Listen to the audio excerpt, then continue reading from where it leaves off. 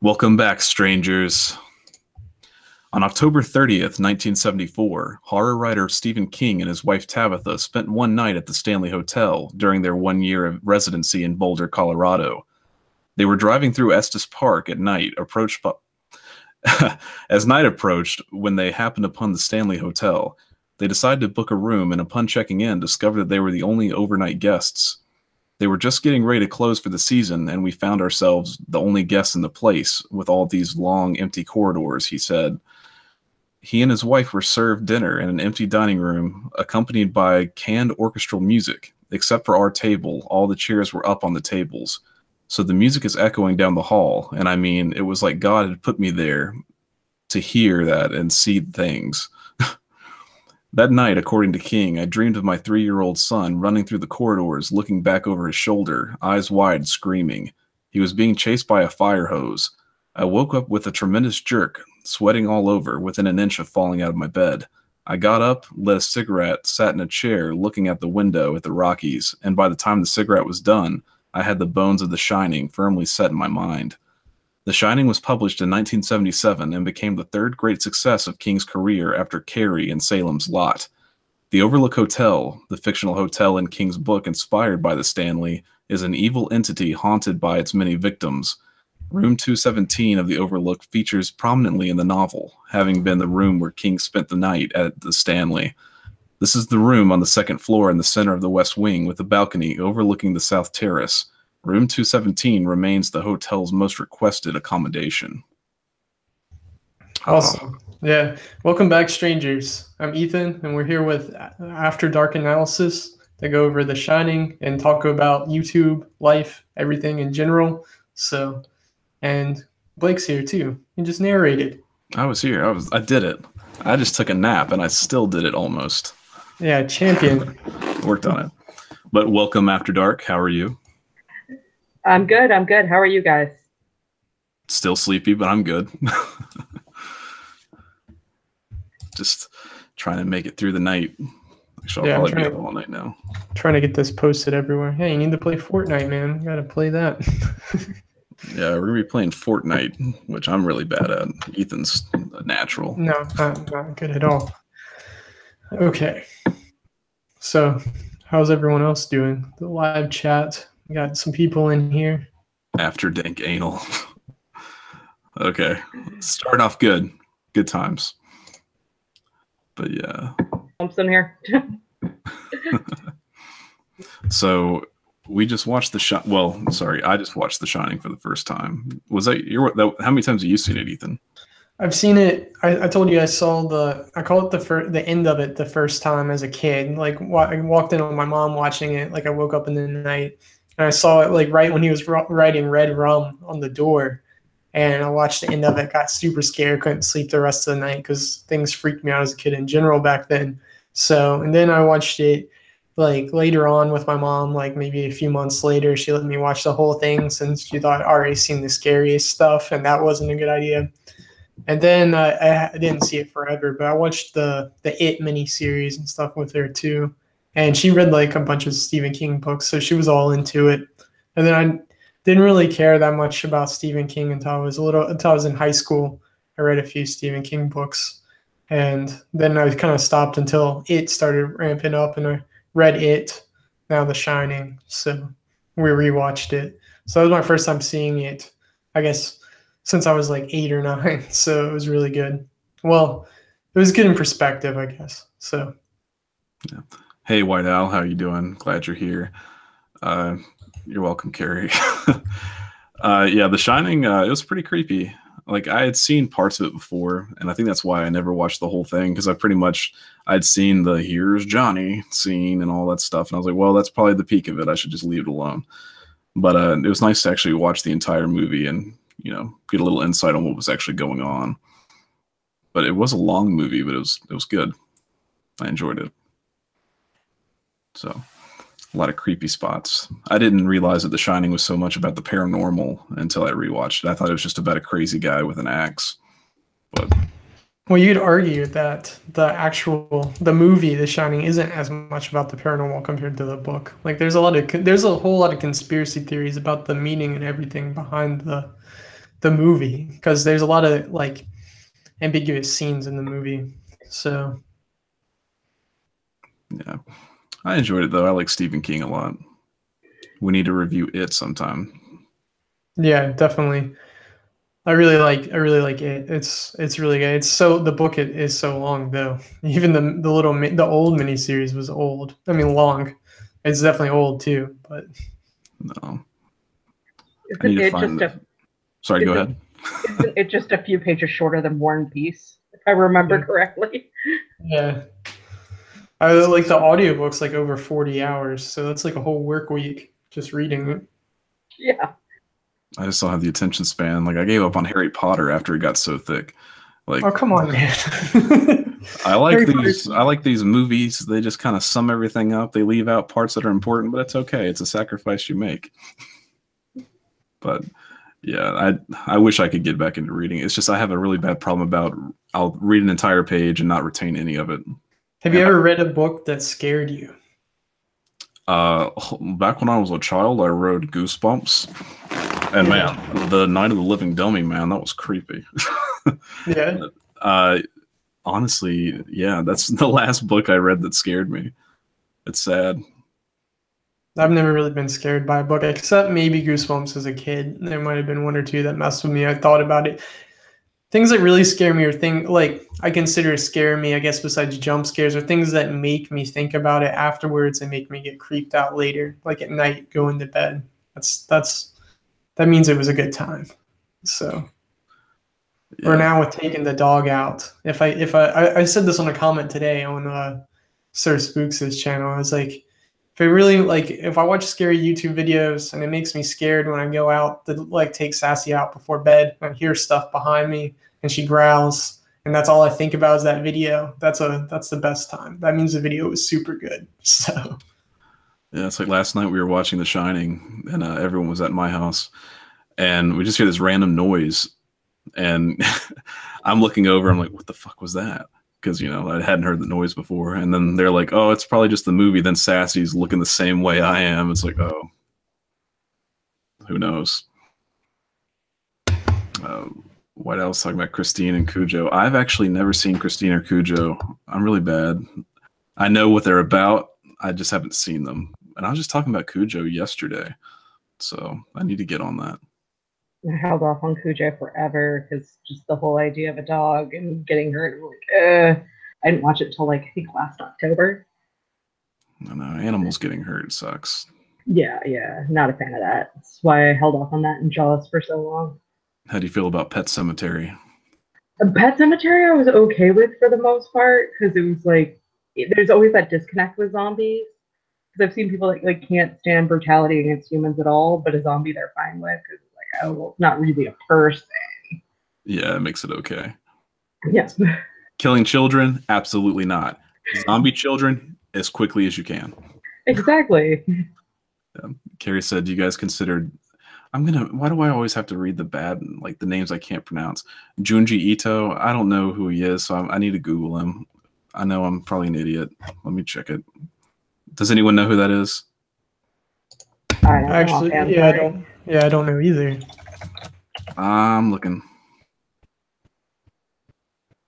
So we had a script, but I still haven't looked at it. So I'm gonna let Ethan jump into that. I was going to talk to After Dark Analysis about your channel. Like, how long have you been on YouTube? What made you decide to do your channel in general? Like, when did you conceive the idea? How did you like implement it?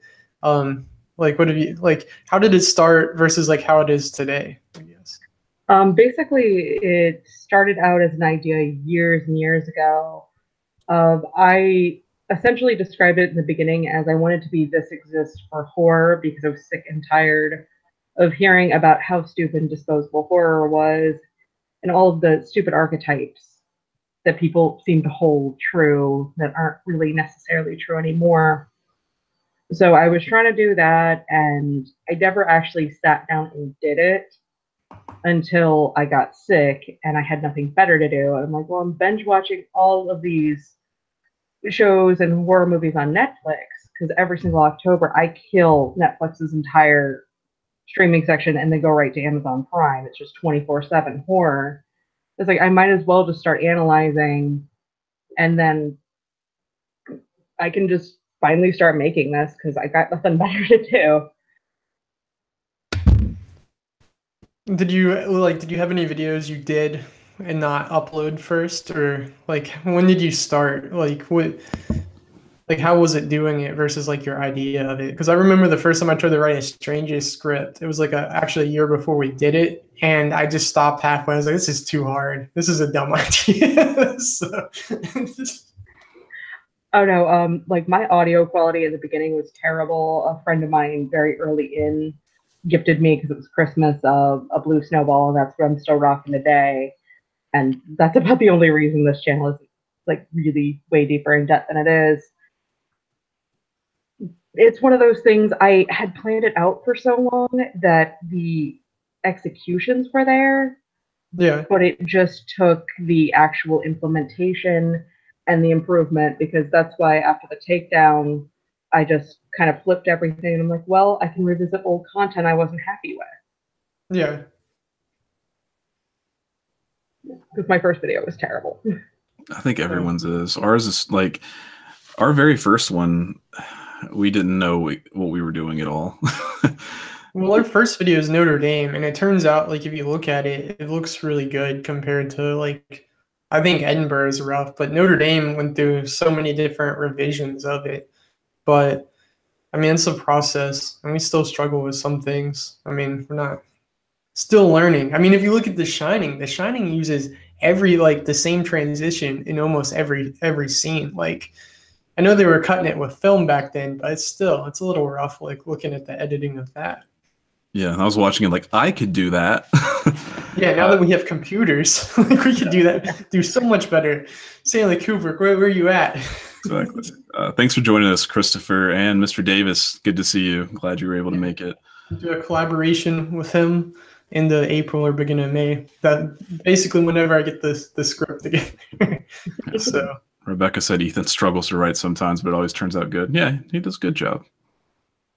yeah, I'm not good at writing scripts. The only scripts I wrote were like Slender Man, The Long Legs Monster, and like the top 5 videos, and they're always pretty cringy. So Ethan does a good job. I mean, you do good. Like, all right, for After Dark, who was your biggest inspiration for YouTube? Like, what was your favorite channel, I guess, or what inspired you? I would say this exists, and then I found Rainbot, and then I found like Rob Dyke and Kaylee Elise, and kind of went from there into who I follow, because I would say probably 95% of my subscriptions is horror. Because I know a lot of creators who are just like, I can't listen to horror after I do horror all day, but I don't know. I've just never had a problem with it. I really love the horror community, and there's so many people out there doing such fantastic things. Yeah. No, it's really cool. Like, we didn't really talk to anyone in the community until like December. Like, we had like 3 months where when we were doing it, we didn't have any contact with anybody. So, but no, it's really cool talking to everybody. It's awesome. What's your favorite video you've done? Honestly, I really do like the video I just put out this maybe a few hours ago. It was the first video. It's a long form video, and I'm still getting used to the new software I'm on, because I had to switch platforms due to my laptop dying. Yeah. So I've been working on that video since Monday, nonstop, and it was one of those, I'm so sick of it, but at the same time, I'm really proud of it. I feel you so hard on that one. Like, talking about the Long Legs Monster video, my laptop crashed on it, and when it finally went out, I was just like, thank God. I was sick of it, but then I was happy, It was fun. But it sucks when you're really into something and then your computer just dies. But it sucks.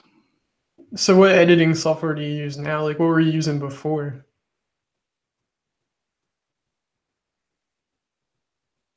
Did we lose her? I didn't know if I was lagging, because last time I lagged a little bit where I didn't hear anyone for a minute. So. Okay. Panic. We got to keep the stream alive. Puppies. Anyone like puppies? I like puppies. Carrie said, latest upload, Mother's an amazing movie. I still haven't seen Mother. I haven't either. I mean, I just heard such mixed things about it. So, but with Mr. Davis, plan on doing when we do our next Europe video, we're gonna do a combination of all our stuff. So it'll be pretty cool. It'll be a cool collaboration. I'm excited. That'll be fun. I look forward to it. Also, while we're waiting on After Dark to get back, we were talking about talking to people in the community. If anyone would like to, we have a Discord now, and the link is in the description below, as well as our Facebook, Twitter, Instagram, Patreon, website, all that good stuff. Our side channel, Stay Strange. So if you guys want to get on there, come talk to us in between Fridays. You're welcome to. Yeah, Discord is the coolest thing. Like, it's pretty fun. Yeah, it's really cool. I didn't know you could do voice things on it until recently, so that's pretty neat. You can do voice things. You can do voice things. I think that's the feature, voice things.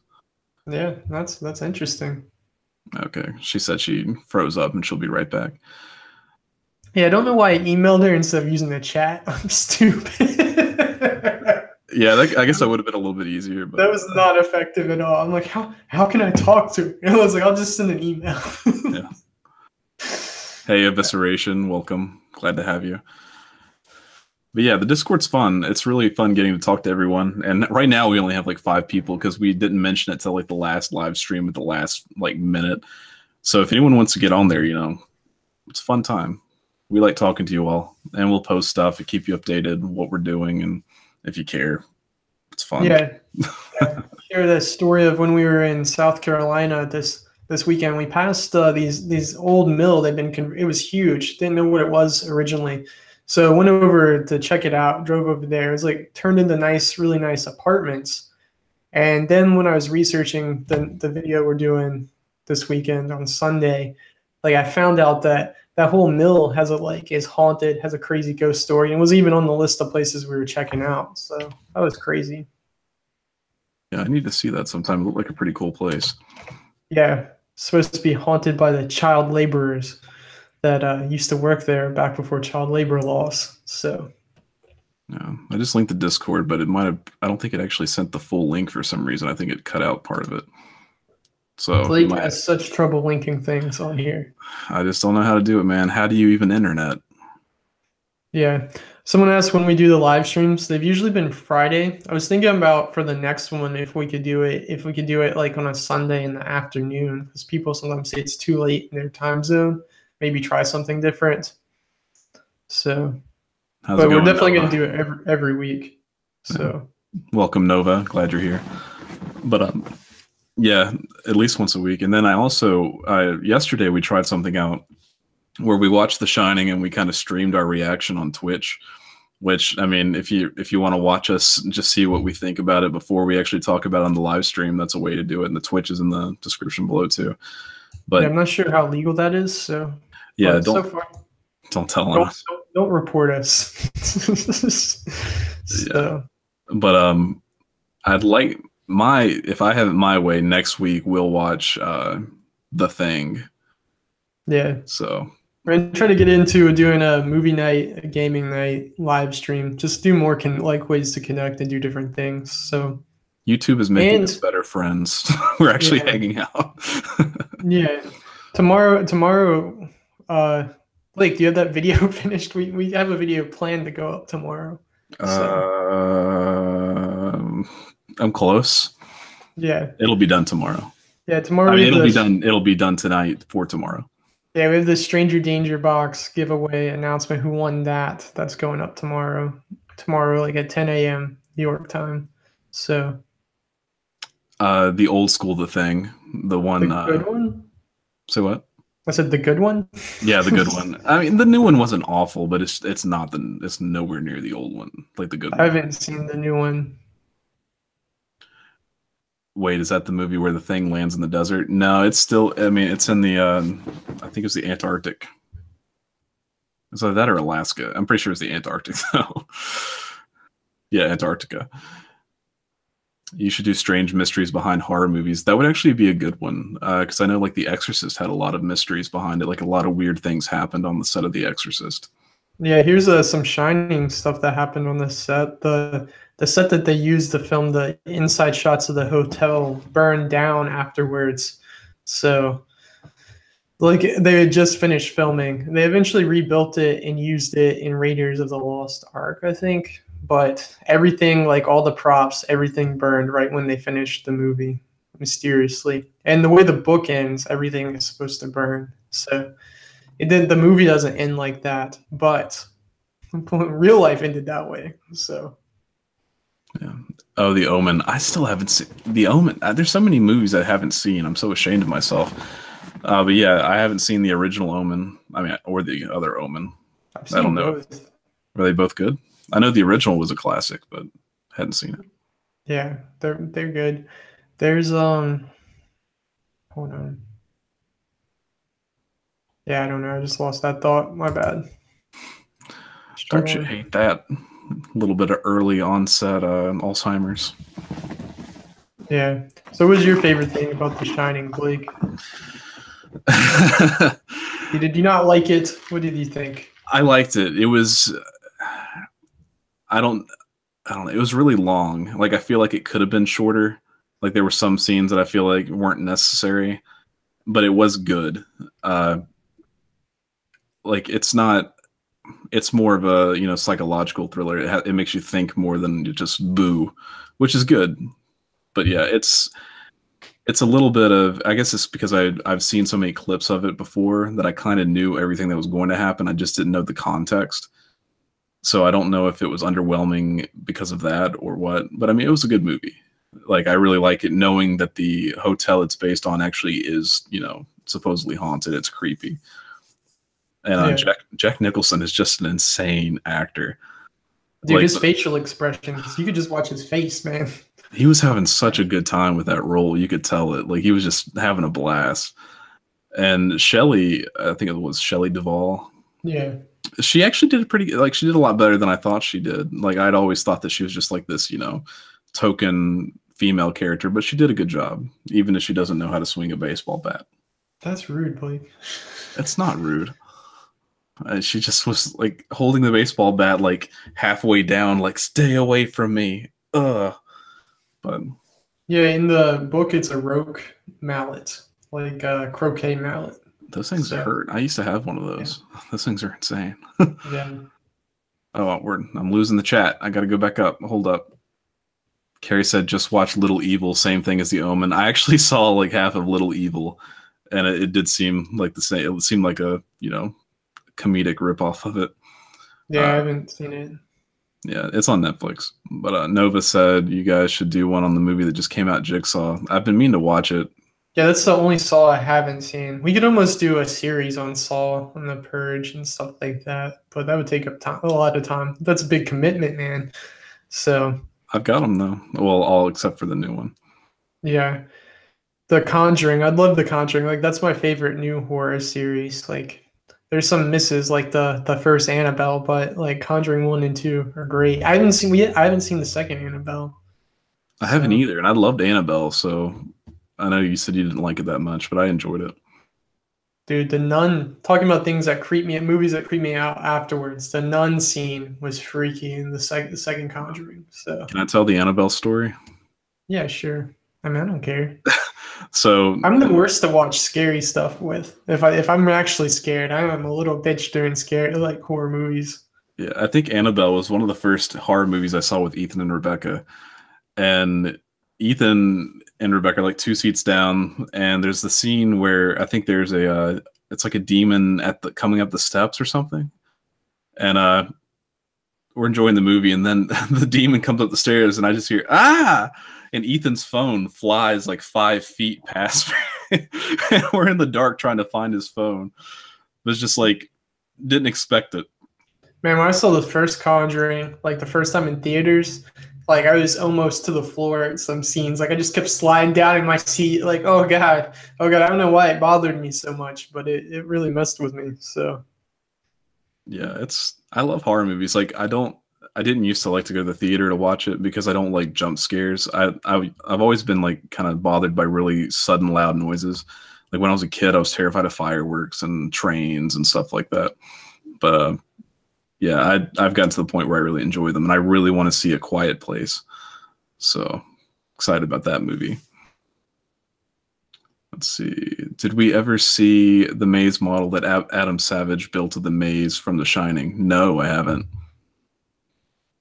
That sounds cool though, because the maze itself, like even the one they use in the movie, like the model, that was pretty neat. I'm gonna Google that. 1 second. No, the maze in the book, it's hedge animals, but they thought that'd be too expensive to film, and they changed it. So they changed it to a maze, which also like some people think that it's like a Minotaur theme.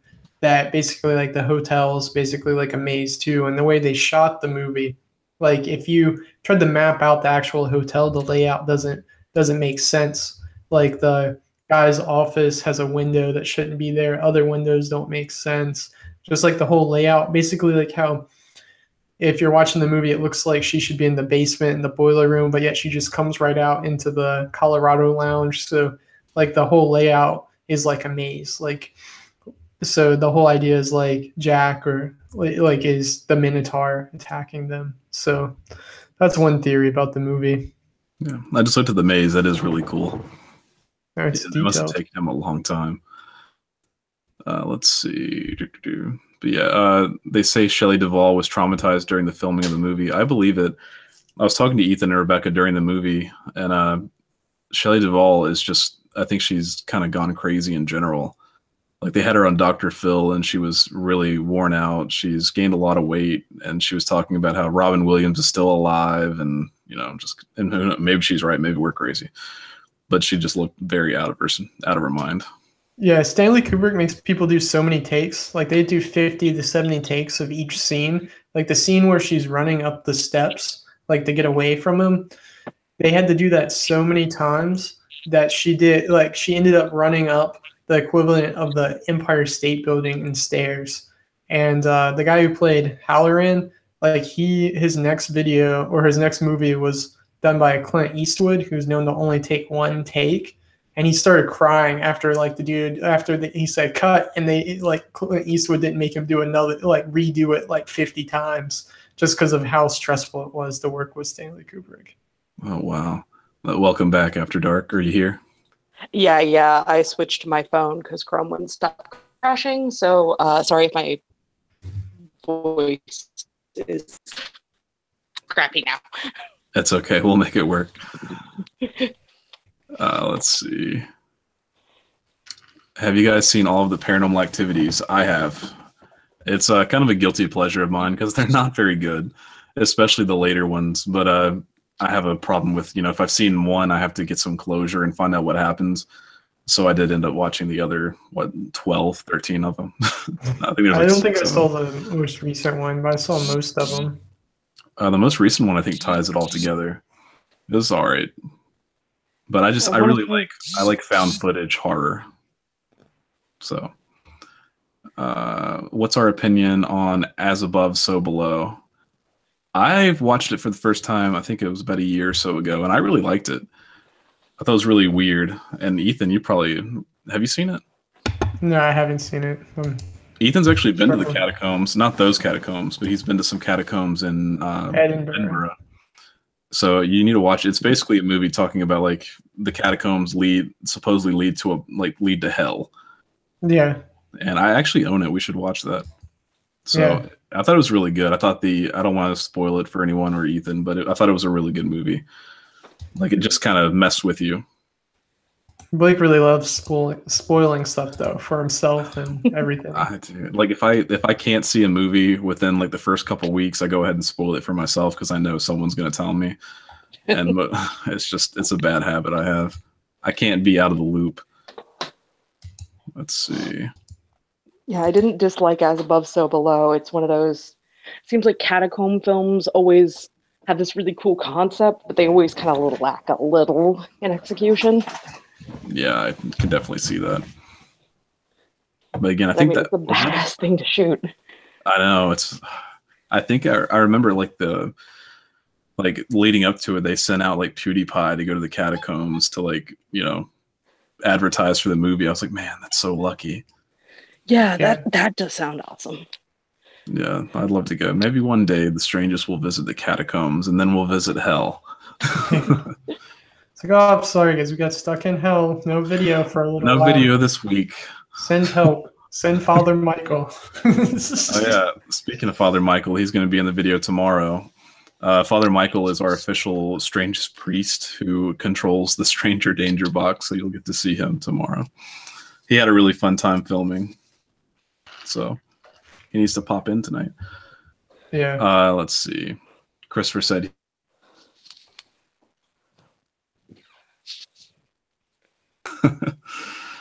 Yeah, horror movies are just the best. Like, that's really my favorite genre. And, you know, I used to like comedy a lot, but now it's all about horror movies, which it's hard to find good ones, so it's a bummer. Yeah, comedy and horror both get so oversaturated. It's kind of hard to find good things, but when you do, it's amazing. Yeah. I know, and I think that CGI has kind of killed horror movies for me because it's hard to take them seriously. Like, every now and then you'll get a good one, like Pennywise, amazing. They did a great job. I don't know, was that CGI or was that puppeteering? They mixed it. Okay. Yeah, I think they did a really good job with him. But yeah, that's why it looks so good. It was a mixture. It wasn't like all CGI. So they basically combined the best of both worlds. So yeah. What else? Says really... scary noise. Sorry, go ahead. Oh no, sorry, you're fine. It's really hurt low budget and B movies because everybody wants to make CGI because it's going to be crisper and cleaner, but they don't have the money to render well, so it looks really hokey and fake. Whereas, like, when you're looking at something like Evil Dead, you could bury the practicals in the grain on VHS. Yeah. That's why that movie looks better on VHS than it does on blue. Exactly. It's the same thing with The Thing. Like, the puppeteering was insane. And I know that, like, it's hard to get puppeteering that good, but, like, it's so much creepier than CGI to me. And I haven't seen on Blu-ray. I'd like to. I don't know if it helps it or hurts it, but that movie just creeps me out. I love it. But I could watch it whenever. But White Owl said scary movies are best with someone. I agree completely. Some horror movie sets are cursed. Yeah, I know of The Exorcist. I need to look into more of them. Christopher said check Oculus. Have y'all seen Oculus? Yes, it's really good. It's one of my favorites. Like, that's one about the mirror, right? Right. Yeah. I had low expectations for it. I really liked it. Because when I watched it in theaters. Were you with us? That might have been Maybe. Ben. I saw it in theaters, so. Yeah, but it came up like the opening was like produced by WWE Productions, and I'm like, oh my god, this is gonna be so bad, and it was so good. Like, I really liked it. It was just it mixed horror and comedy just a little bit, but it was just a really good mindfuck. So I like those movies. WWE seems to have the same kind of thing Trauma does, but the reverse. If they distro it, it's good. If they direct it, it's normally not so good. Whereas Trauma, it's the opposite, where if Lloyd gets behind, it's a good Trauma movie. If they just destroying, it's a crapshoot. Exactly. But hey, I'll take it. Have I seen Daniel Radcliffe's Woman in Black? Yes, I have. I saw the first one and I saw the second one. The first one was a lot better than the second one, but I saw them both in theaters. Also, I wouldn't particularly call it horror, but have y'all seen Horns? Yeah, I've seen Horns. Mm-hmm. I thought Horns was an excellent movie. Do you know who the book was written by? Who? Stephen King's son. Oh, I thought you were gonna say Stephen King. I was like, makes sense, but I mean, it was a really good movie. I enjoyed it. Like, it was cheesy, but good cheesy. It's like you've got your Harry Potter, not cheesy. Then you've got your Horns, kind of cheesy. Then you've got that other movie he was in. What was it called? I'm blanking. The really bad one where he's like Swiss Army Man. Oh, Swiss Army Man, yeah. And that was just a crazy movie. But good stuff. Let's see. I keep losing the chat. Clowns are scary. I agree. It's crazy, like, how clowns, they were always made to make kids laugh, and they've just become a majority. Like, I think they said that a surprising amount of kids are afraid of, and people in general are afraid of clowns. I should know the name of the phobia. Chlorophobia, I believe. Oh, gotcha. But yeah, I mean, clowns are creepy, especially Pennywise, which Like I enjoyed the first It, but the second one, I think they did a really good job. I was very happy with it. So Yeah. I'm excited to Hopefully see the the new one. sequel's good. Yeah. So after when you make a video, how long does it usually take you to make one? I normally work on things simultaneously, so I guess I would say about a week because Yeah. I'll script things and I have things flip-flopping all the time. Like I was doing research watches earlier while I was culling images for another episode. Yeah. Because how long does it take you guys? Just I know we both have heavy research loads. It's just I would imagine your topic would be so much harder. It takes About a year. no. We've been working on the same topics for about a year. That's why we're so late. No. Averages a week turnaround on a video, but it depends on how, like, if the video sometimes, like, we shoot stuff in advance but don't have a script or anything. So if we're going somewhere, like a lot of the Strangest revolves around like if we're traveling somewhere for work or just in for fun. So we'll look up places. So a lot of it's just like a rough outline, and then we'll have to put it together in the edit. But like researching usually takes like a few days. Then writing a script can take anywhere from a day to a couple days, depending on how well it goes. And then putting it together, some videos are easier than others. Like some formats are easier too. Like when we do a haunted college, like I almost have that down to where that could really be done in just a little bit. It just depends. Like our unsolved murders, the first ones we did, like they were like 3 or 4 minutes each. Both of those were done in a day. So filming, writing, editing, it was a really quick turnaround. It just depends. But Did you guys average is have a week. Yeah. What were we saying after dark? Oh, sorry. Yeah, you guys always have really good stock. Oh, thank you. Like our earlier episodes was like really a unique thing about the channel. Yeah. Most of it's filmed by us, like 80%. I mean, some like the Black Knight satellite, that was all from NASA. And then the Yeti had the mix and stuff because I had a Yeti video already, like idea filmed with my dog in the snow that I filmed like a year ago. Had a really cool concept, but I somehow lost all that footage. So then it got switched to putting in a lot of pictures of like artwork from a Yeti and stuff. But that kind of sucked. But I think the video turned out good considering the work that went into it. So yeah, we enjoy filming. It gives us an excuse to go places. Like this whole Louisiana trip we're about to go to. Well, South Carolina, Georgia, Florida, Louisiana. It's just a cover. We want to go there, but hey, well, we'll do it for the channel. It's a business. It's a yeah, business. like it takes like filming. Like I went to South Carolina this weekend and I filmed three videos worth of material. Like we got there on Friday, me and my wife. We shot in Pawleys Island, a bunch of haunted places. And then Saturday, I hung out with one of my friends who lives there. And then Sunday, we went to Columbia, South Carolina, shot at university. And then we shot around Columbia because it's supposed to be haunted. So just trying to maximize as much time in an area. So we got to be careful with how we use the terminology. I went to South Carolina, shot a university. Oh yeah, that is really messed up. That's dark, man. That's too dark, too soon. Sorry, but yeah, it's a lot of fun. And I mean, I've gotten like without the channel, I wouldn't have gotten to explore a lot of cool stuff that I've had a lot of fun doing. And just I like editing. Like as weird as it is, it's a little masochistic, but I've enjoyed the whole process of being able to create things, and the fact that people like it, just that's awesome. Yeah. So, yeah, because it makes us happy. We like to make people happy. No, it's so much fun creating things. Like I have a whole theory about like it should be a creator versus a consumer. So it's almost like consumerism 2.0. Like instead of like consuming like goods and stuff, now it's like you're consuming content and media.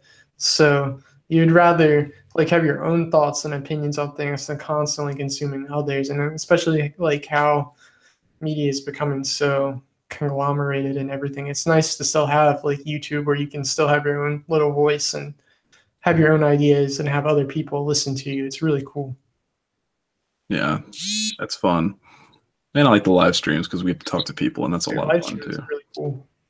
Yeah, White Owl said we put our heart and soul into all the videos we do. Thank you. We really appreciate that. We try. Evisceration said, on topic to the guys and gals stream, have you guys watched the Shining TV miniseries? That's a thing, right? I haven't. Is that a thing? It's supposed to be more authentic. Yeah.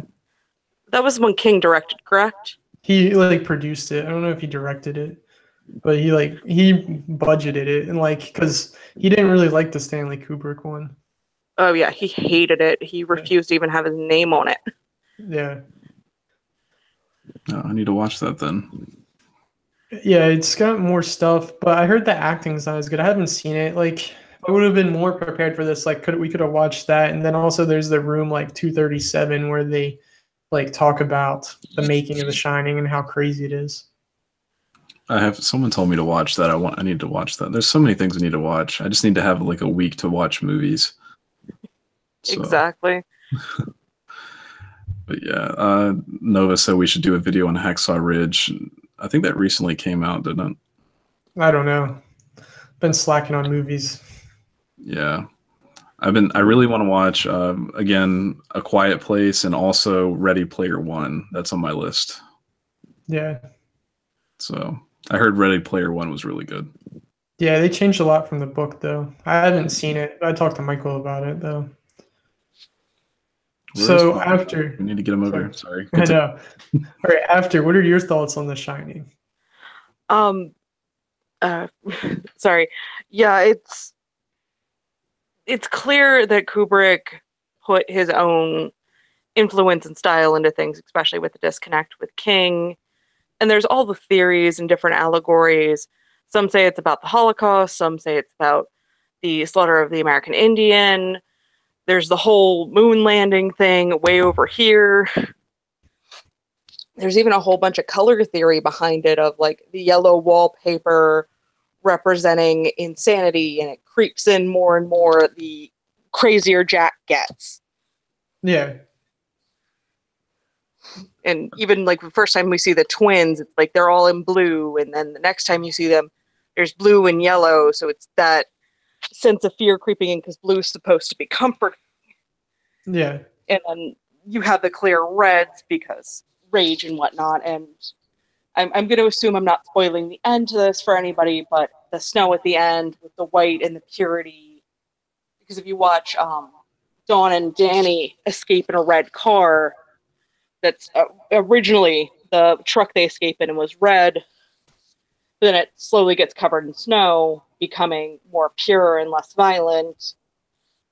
And even Jack gets covered in snow and becomes white and whatnot because he has that bluish tint to him. But that's deep. I definitely didn't think about it that deep. Yeah, there's so many details to it. So yeah, I wish we were that deep. Like the main thing we think is like, how can we hide Sassy in a video without people noticing right away?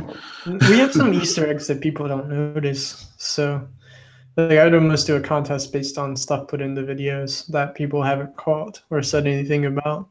But no, I really think like Kubrick, like all of his movies, like I used to be a huge fan of his, but now like I saw a thing, like the whole argument about like how movies today aren't original. They're always like adaptations. They're building on like their sequels. But like all of his movies were based on like none of them were original. They were all based on books. But it's almost like he takes a premise, like he likes the idea, like like in a way the characters, and then he puts his whole like, how am I gonna make it mine? Like in a remix. Like it really like I read the book before I watched the movie again as an adult, and like I was really disappointed in like how Jack is just already kind of like a dick. Like he's not like a nice guy. Like he kind of hates his family. So at least he comes off that way is already kind of crazy. Like in the book, it's a slow process, and it makes you like relate to him. Like he's getting corrupted by the hotel. Like the hotel's like its own character. And that's kind of missing from the movie. So. Yeah, there's such a strong atmosphere in the film. It does kind of suck that they lost that build and that tension because, especially if we're talking about a domestic violence situation, which is obviously what was happening there. Yeah. It rarely just starts up overnight. It builds. Yeah. No, there's an idea that, well, like one of the theories is that the whole movie is really about like there's really not ghosts. The Overlook might be like a dark place, but it's an allegory about like Jack's sexuality, that he's really homosexual, because you see him reading a Playgirl magazine in the beginning when he's waiting to get interviewed. And so that's this, and one of the article titles on the cover is like incest.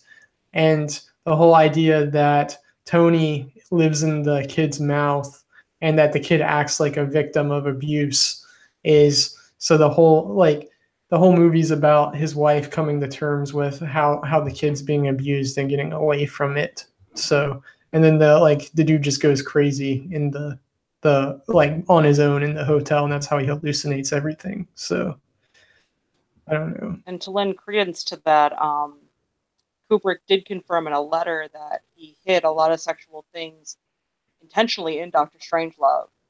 A professor wrote him about it, and he confirmed it. And not to mention Eyes Wide Shut, where it's just kind of out there on Front Street. It wouldn't be surprising at all that he carried that theme over to The Shining. Yeah. I mean, there's so much stuff that goes into it. Like, supposedly, like, they filmed this for like a year, just filming it. The whole process supposedly took 5 years, like between him like starting pre-production, filming for a year, and then editing it all together, and then premiering it. So there's so much stuff put into it.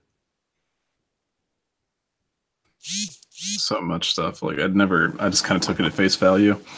I guess. Come on, man! You don't think Apollo 11 was faked because the kid was wearing an Apollo 11 sweater, and that's just him coming clean that he faked the moon landing and all the clues that were put into it?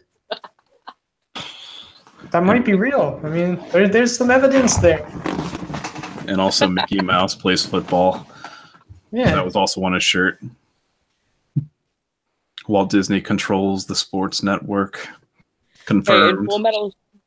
In Full Metal Jacket, he used Mickey Mouse for anything that was kind of stupid going on. He's like, what was it? The sergeant at one point screams like, "What's this Mickey Mouse bullshit?" And they sing it when they're in Vietnam. Yeah. Mickey Mouse is just a scapegoat. Exactly. Illuminati confirmed. Hashtag.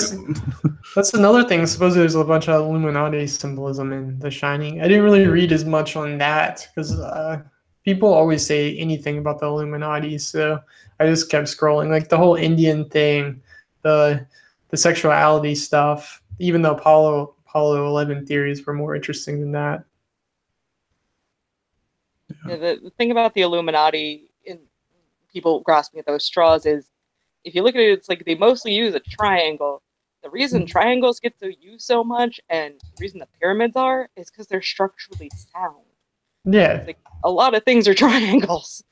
Yeah. Open up a bag of Doritos. Oh my god. Illuminati. They woke. They're delicious. Oh, one cool theory I saw that is interesting, but like the idea that Jack is the devil, because the way it ends on the black and white photograph, like the way that guy is standing, like he's doing the whole like tarot card pose for the devil. So, but I also read that was just Jack Nicholson's like head cropped onto our original photo from the 1920s. So I don't know how real that is, but that's interesting. Like if you look up the two side by side, like Google, like Jack Torrance is the devil tarot card. So. Oh yeah, that's the as above, so below pose. Yeah, yeah. I definitely need to rewatch things. Come on, buddy. You knew we were doing this for research for the channel, man. I was just having a good time watching a movie about a hotel and a creepy guy with an axe. I didn't know there was all this symbolism. I just watched the movies. Let's see. I keep losing the chat, man. I'm getting bad. Evisceration said, which horror flick would each of you recommend as an entry point to horror?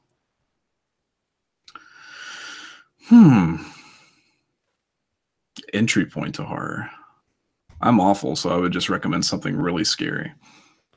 But again, I gotta go back to The Thing. The Thing is my go-to movie for everything. I really like The Thing. And I think it's because I saw it at such an early age. It was the first real horror movie I watched. And my dad was like, "Oh, I remember this movie from when I was younger. I don't think it's that scary." And then we started watching it. He was like, "Oh, this is the scary one." Your dad's cool, man. Like, I'd like to watch horror movies with your dad. That'd be interesting.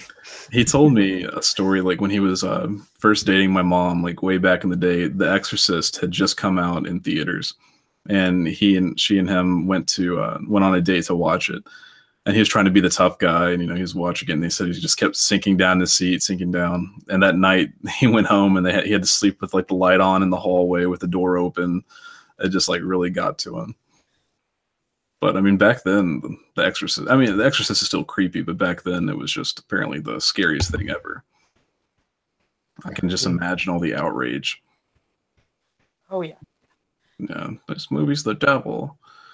I'd recommend, like, the way I started watching horror was, like, I used to watch it with my friend, like, Drake and his babysitter, because he was really young, and his sister was closer to my age. We'd go over to his house, like, in the summer. His parents would be at work, and we just watched, like, shitty horror movies. Like, we watched Jeepers Creepers, like, Cabin Fever. We watched The Ring, like, the Ring movies. Just stuff like that, and that's not really the best starting place, but it depends how scared you want to get. If you wanted like modern scary, to me would be The Conjuring.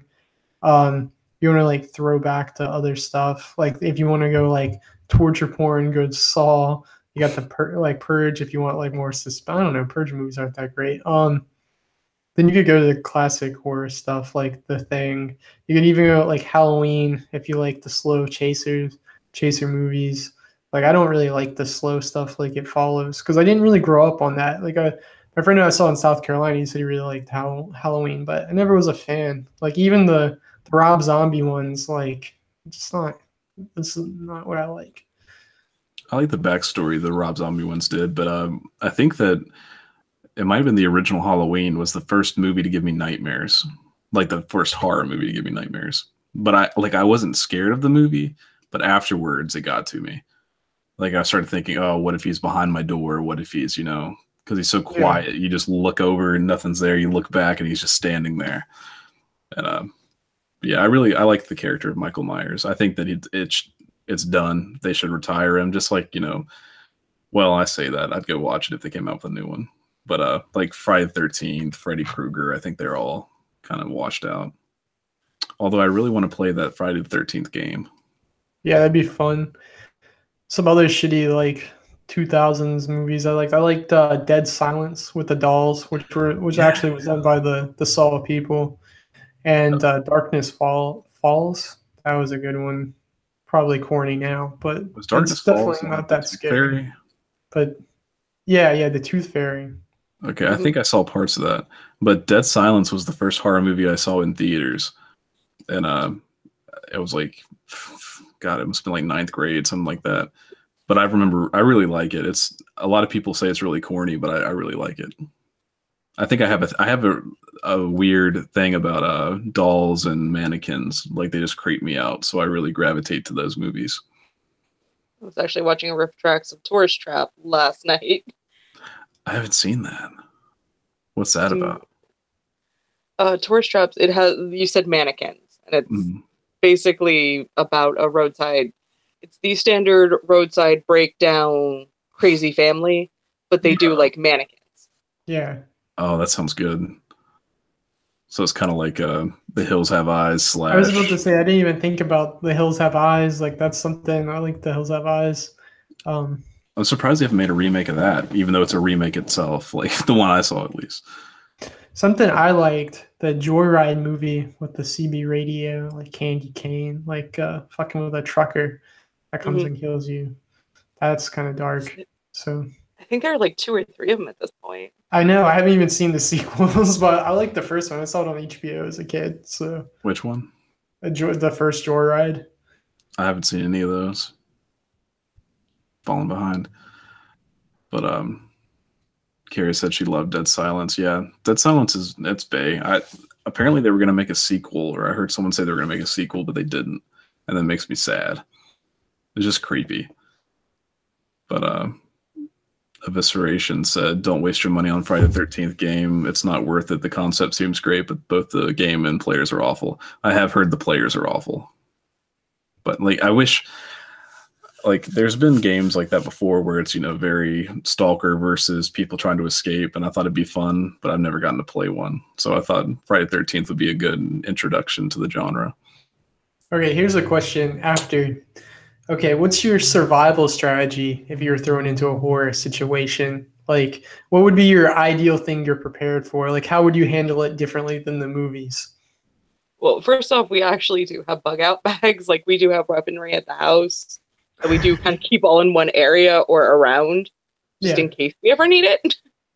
So, yeah, grab that. And we have certain locations that, depending on where we are at when things happen, we could theoretically get to, because we have a friend that was just like, oh, there was a Pier 1 Imports up on a hill, and it's like, but it's all glass, and we can't live with furniture, man.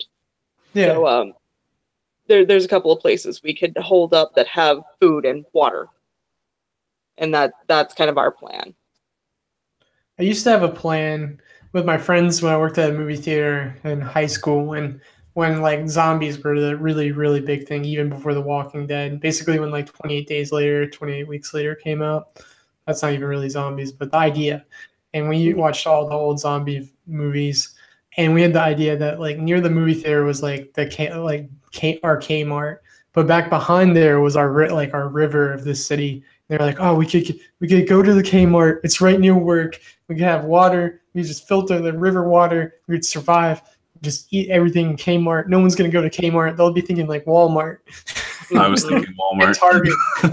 So no one's gonna think of Kmart. But now, sadly, no one has been thinking about Kmart since then. Our Kmart's gone out of business, so can't do that one. I took Toys R Us with it. We're just losing everything. Yeah, we still have a Kmart, and it's actually the closest big box store to our house. So. Wow. Yeah, Kmart just kind of fell off because we had it. It was the big store for years, and then Walmart came to town and just knocked it out, and no one went to Kmart anymore. Our Kmart hadn't been remodeled ever, except for maybe the outside. They put big K on it instead of Kmart. Same size building. yeah, and the inside of it looked like an 80s department store. Like, it was so bad. They remodeled the bathrooms. They weren't as ghetto, but that was it. I didn't even know they had bathrooms. No, they were disgusting for the longest time. Oh. Yeah, my plan, if I was ever in a horror movie, basically, if I heard music like ramping up, I would look around look behind me. And I would never split up. And I'd hang around the Virgin. So for the best. But yeah, horror movies, that's why I really liked Cabin in the Woods, because it's just a huge satire on horror movies and why are you guys doing this stupid things? So if you haven't seen Cabin in the Woods, go watch it. I'm going to assume you mean the original, I'm sorry, I was thinking of Cabin Fever. Oh no, not Cabin in the Woods, the one by what's his name? Joss Whedon did Cabin in the Woods. Yes. Eli Roth did Cabin Fever. Yeah, Joss Whedon is what I was thinking of. Kmart, home of the blue light special. Yeah, my mom used to work at Kmart back in the day, and that was back when Kmart was big. Like, they had a cool video game section. They had a pizza place in the Kmart. It was like dream come true for a kid. But then they just let everything go. I think I only went there when I wanted, I think I bought a Christmas sweater from there. And that was when they were already in the closing sales. That's also the last thing I bought from Kmart was a Christmas sweater. Those sweet deals, man. They had some really cheap Christmas sweaters, because Christmas sweaters are expensive.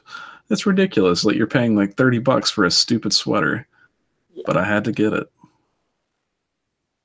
So what's in your bug out bag? We have a friend who's really into survival stuff / preparing for stuff that could go wrong. What's in your bag? If you don't mind sharing. No, it's fine. Yeah, we have obviously weapons and stuff like that.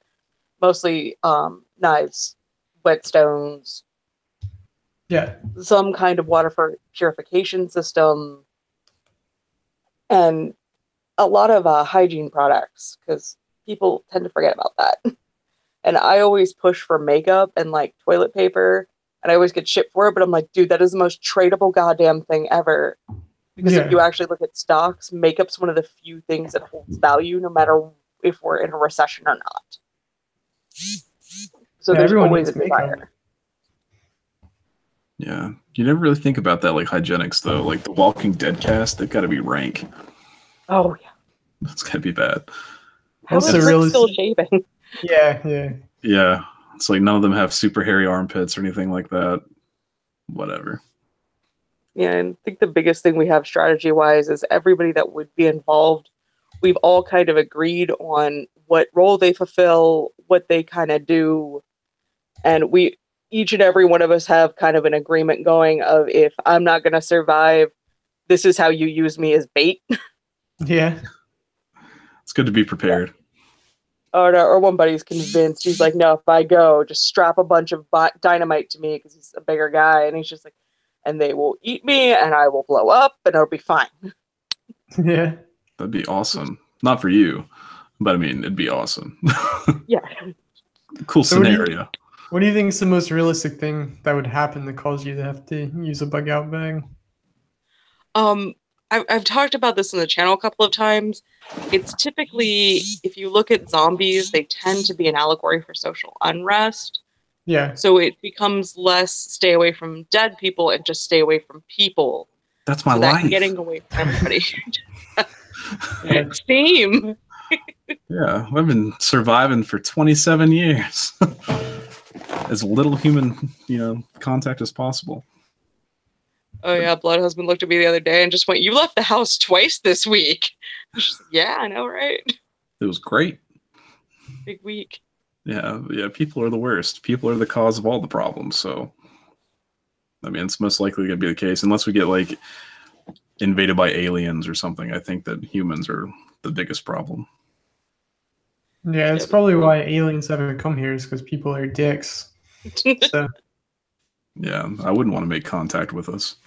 It's like we fight amongst ourselves so much. Why wouldn't we fight aliens? Exactly. We can't get teamwork enough to fight one thing. Why would we? Why do we believe we could survive against aliens? I know, it's awful. And that was a theory that I think Ethan may have told me. It's like that aliens wanted to make contact, but then they saw us use the atomic bomb, and they were like, no, thank you. If they're willing to do that to themselves, what would they try to do to us? Yeah, I read the science fiction book, well, series. Can't think of the name off the top of my head. It's, oh man, whatever. Part of it's like an AI that they're using, like this super old AI, and he's like, he won't give any of the humans technology because it's like, nope, that's what you monkeys are just gonna blow each other up with it. We can't trust you guys. You just stick to bananas. So yeah, we're not good at being a species. Yeah, no. But, so in this theory, we are just looking at the monolith. Yeah. Just flinging poo at it. Got it. That's basically existence. Just we throw rocks at shiny things, and somehow we make it do a little bit better. Yeah. Do you like found footage movies? Like I actually really do. Yeah. I know they get a lot of hate, but no.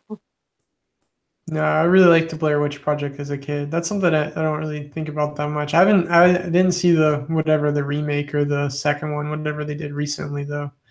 So yeah, I live like 20 minutes outside of Rickettsville, so we got engulfed in the Blair Witch mania. That's awesome. That's really cool.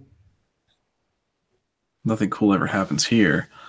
Yeah, I'd really like to make a little movie, like a little short skit of the Blair Witch Project, something like that, because I really like found footage, and it's an easy one to make. Blake, our city is mentioned in The Shining, the book. Is it? Yeah, man. Is it a racist thing? What do you think the odds are? No, it's the wreck of the old 97. Really? So, yeah, they reference it. I'm like, that is crazy. I didn't know. I thought that was just like a local tale. I didn't know anyone else knew that. No, there was a folk song made about it. People still cover it. It's a really big thing. Yeah, where we live is known for a couple stupid things. Yeah, but in fact, I'm pretty sure the Hey Arnold episode about the haunted train is based on the wreck of the old 97. We should do a video on that sometime. I'm surprised we haven't. I planned on doing it when the Hey Arnold movie came out, but like our schedule was, well, I just couldn't do it. Yeah, but yeah, our town is known for the wreck of the old 97. Apparently, it was the last capital of the Confederate Army before they surrendered. Unless you go to Greensboro, then they also say the same thing. Oh, whatever. It's But they said that on the ghost tour we went to. I'm like, I don't. We could dispute this. Yeah. And then last, the most hated guy from Survivor, Johnny Fairplay, he lives here. That's Yeah. Oh, fun. He was my neighbor, like next door neighbor, well, across the street neighbor. Real nice guy. Real asshole. I went to one of those wine and painting things with him and sat next to him. He always wears pajama pants, no matter where he is, which is probably a cool thing to do. Maybe he's living the life. I shouldn't throw stones. He's a big real estate guy now. He's a real estate mogul. Must be nice. I do YouTube. No, you're in IT, man. You got to get those links working. We're known for Barbara Fritchie, and the funny thing is, the military base I literally live near gets name dropped in Night of the Living Dead. And That's awesome. That's really cool.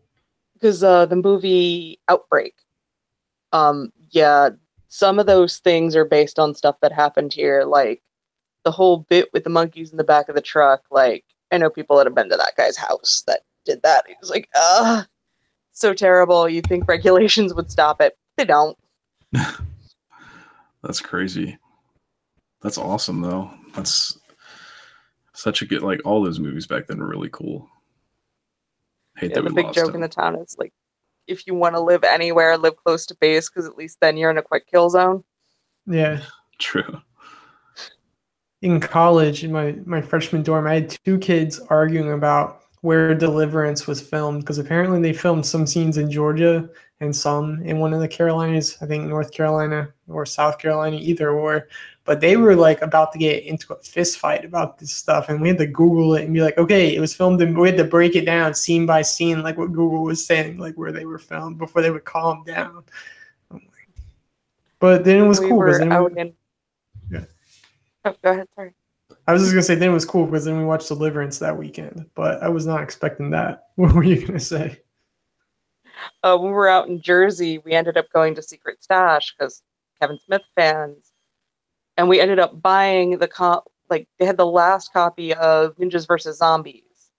So we bought that comic, and the dude was yelling at us for buying the last copy.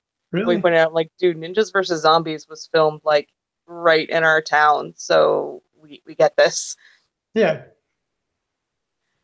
How dare you buy stuff from us? Yeah, exactly. I'm sorry for keeping you in business. Yeah. Screw you, capitalism. Yeah. White Owl said, is Johnny Fairplay a jerk? I've heard he is. He was never a jerk to me. Yeah, he's never been a jerk to me. Like when I worked at the movie theater, I started this thing where I'd high five him because I'd tear the tickets when he'd come in. And then when I was older and I would see him when I was out drinking at night, I'd always high five him. I don't know if he ever made the connection. It was the same person.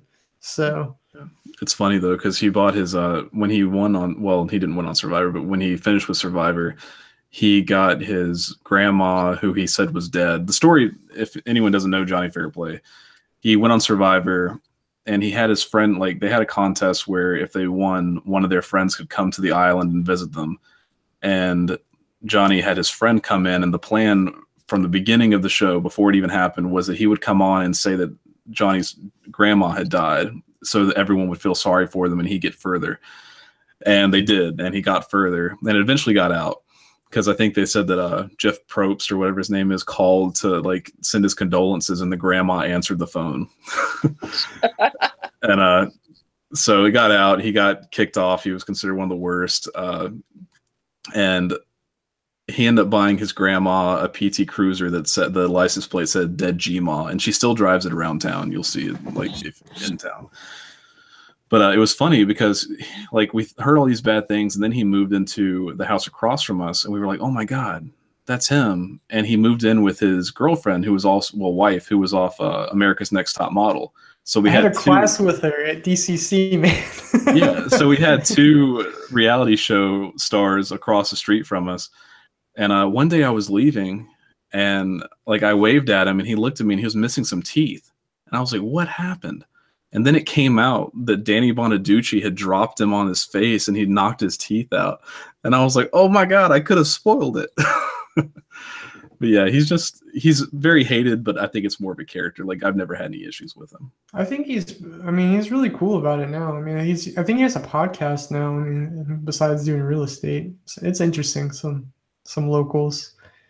Talking about ghost tours, I really like going. I like it both ways. Like I've had a couple, never any concrete paranormal experiences, but I really like ghost tours that blend both. Like I like actual stories. Like some ghost tours are literally just rebranding other folklore from other cities. So I like learning lore from other cities, going to haunted places, especially like my favorite one was actually the one closest to us was in Greensboro, and they really combine like history. Like I'd been to Greensboro so many times in my life, but I never really heard the history about it, like it being like named after Nathaniel Green, which I guess seems obvious afterwards.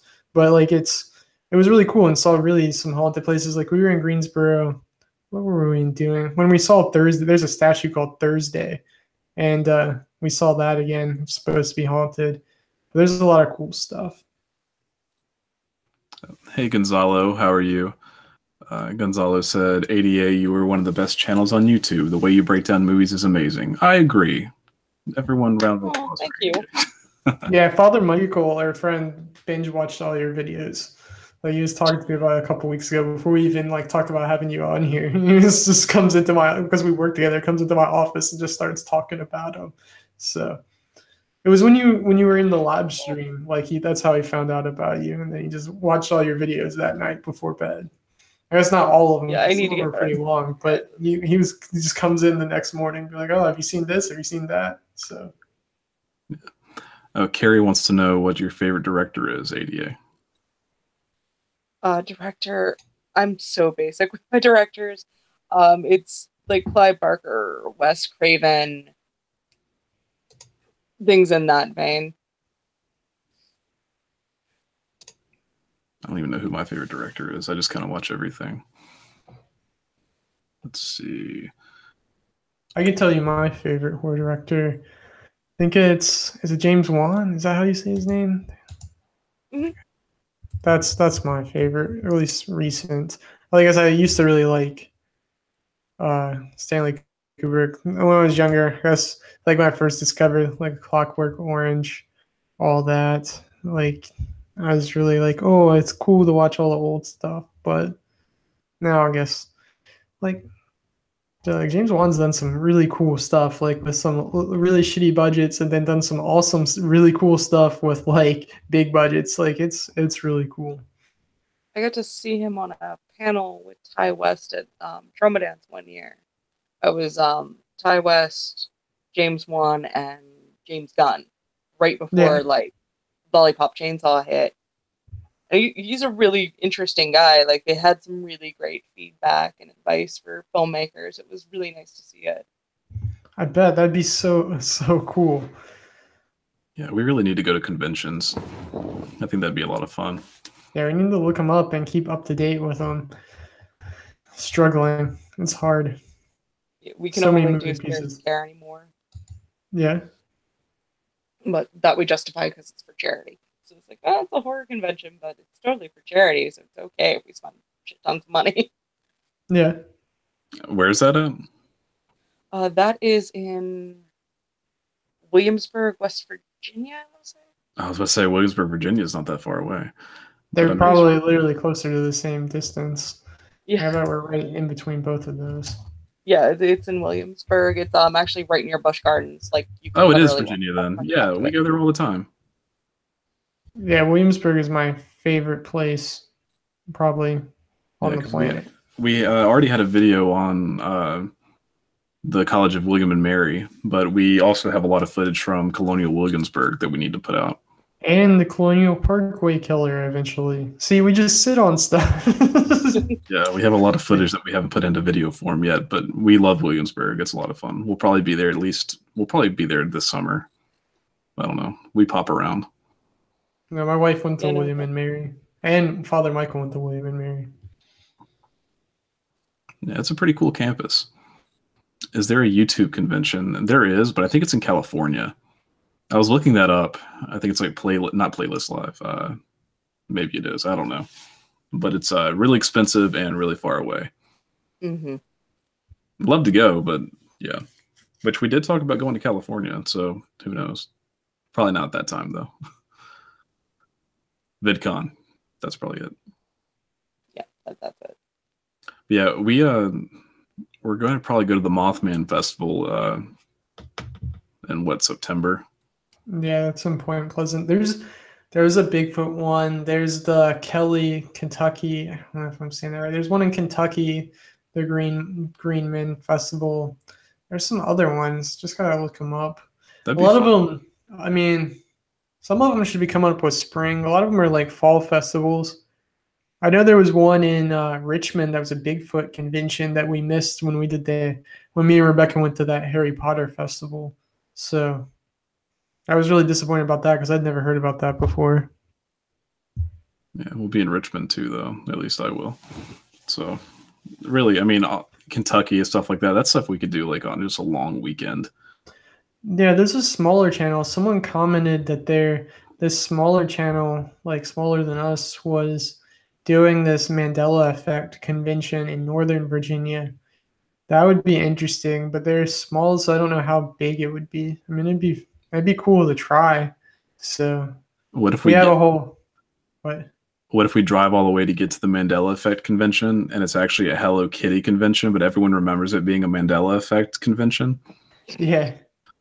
It's like, what is this shit? Yeah. Illuminati confirmed. Yeah. Exactly.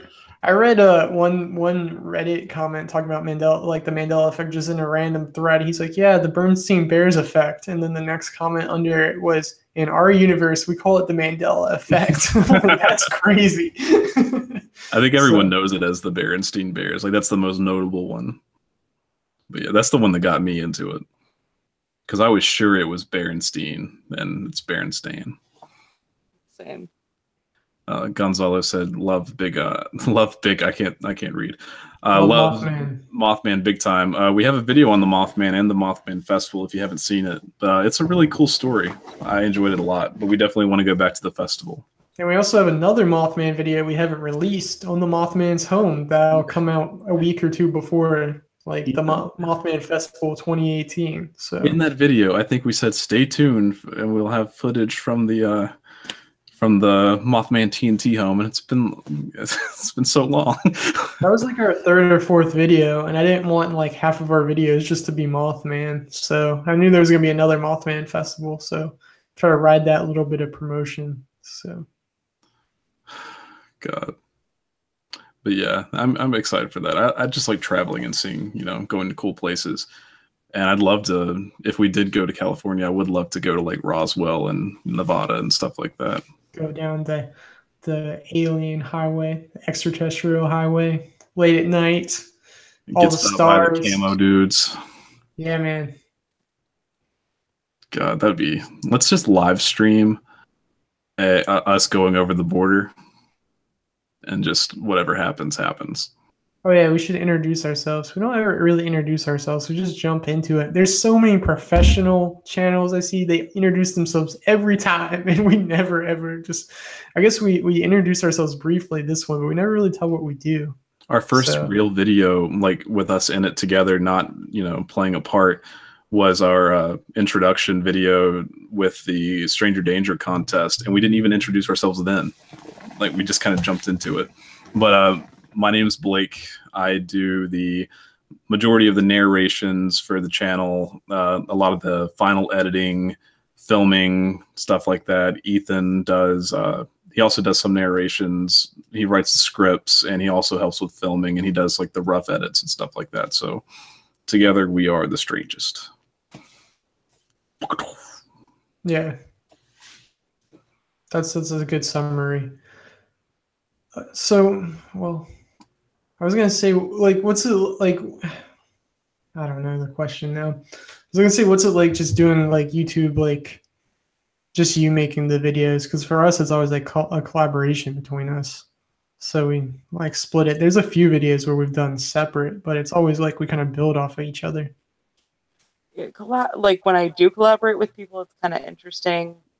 Sometimes I have to send scripts, other times, because the way I tend to do it's kind of like what we did here, where it's a very rough outline of what we're going to talk about, and that's kind of it. Because to me, that sounds more natural and makes more sense, especially when you're doing an analysis. Yeah. Because you have to kind of, like, you can lay out the facts, but saying something scripted live just tends not to read right. Yeah. Like all of my videos are scripted. It's rough. Like when we do our our natural stuff, like Blake's videos when he does them on his own, it sounds more natural. But all of mine's like pre-done beforehand. So I don't know. Like the ones we've collaborated with people like Michael Scott and Adina, we had two concepts, like we're gonna do this and just bridge them together. And then like with Goodnight Goosebumps and what we plan with Mr. Davis is like our videos are shorter. We're make like basically compilation videos to release on their channel. So like Goodnight Goosebumps was our like haunted universities with new facts put in. Like with Mr. Davis, it's gonna be like our European videos mixed in with other facts that it like got cut, because some stuff gets cut just for time, or like we didn't have the footage didn't turn out as great, so mix it in some other way. So especially like the European stuff, like see one of our problems with like filming stuff, like having all this footage we're sitting on, is like my footage in Europe, like some of the first stuff was shot like I didn't have we use like gimbals to stabilize it, and none of that footage has a gimbal, so some of the footage is so shaky. Like our Edinburgh, like our first cut of Edinburgh that I did was so bad, and Blake kind of saved it, but then I just posted it to Reddit again because it started taking off, and it just got shit on by people. I'm like, that was only our second video. I'm sorry, you guys. Reddit didn't hates really know us. what I was doing, so. Oh, what do you do to promote your videos? Like, how did you grow your channel? For me, it was total happenstance. I promoted on Facebook, I promoted on Twitter, I promoted on Reddit. Like, I have my kind of social media, any platform I'm pretty much on. And I was at like 42 subs, and I was maybe 40 odd videos in. Like, I'd already up to twice a week and all that nonsense. And I just made a sarcastic tweet to somebody, the Shadow Sneak guy. I don't think he's even on YouTube anymore, but it said something about like, I only have like 50 odd subscribers. I'm like, well, I've got 42, so I guess you can say I'm a big deal. Rainbot saw it and then tweeted it out, and I went from 42 to over 1,000 in like 3 days. Holy shit. That's crazy. Yeah. The weird thing is, though, I lost a lot of those subs. I guess they kind of subbed without realizing what I did. They probably assumed I did stuff like Rain, which I kind of don't. So I lost a lot of those subs, but I keep gaining, and I've been growing since then. That's awesome. Man, we need that kind of growth. Yeah. My biggest thing is like the biggest growth we had the biggest growth we had was with Weird World. We gained 150 subs in one day, and then maybe 100 the next day. So that was like 250 total. Sir Spooks, we had a jump in collaboration, but most of it still has been like I broke it down in the Discord one day. Like it's like I think like 35% of it's been Reddit, because some of our Reddit posts have taken off. Like our first one was Mothman, that was successful, and then but still Reddit can destroy some videos. Like our most viewed video was the lead mask case, which I didn't really expect, because it was the first video I narrated myself, because Blake was in Florida for work, and I did so bad. It was like 3.5 minutes long. Like my narration, I did it so fast. Like I even slowed it down, like in Audacity, and someone's like, it sounds like you're constantly yawning. It got like our most dislikes so far, but it got over 7,000 views like in no time.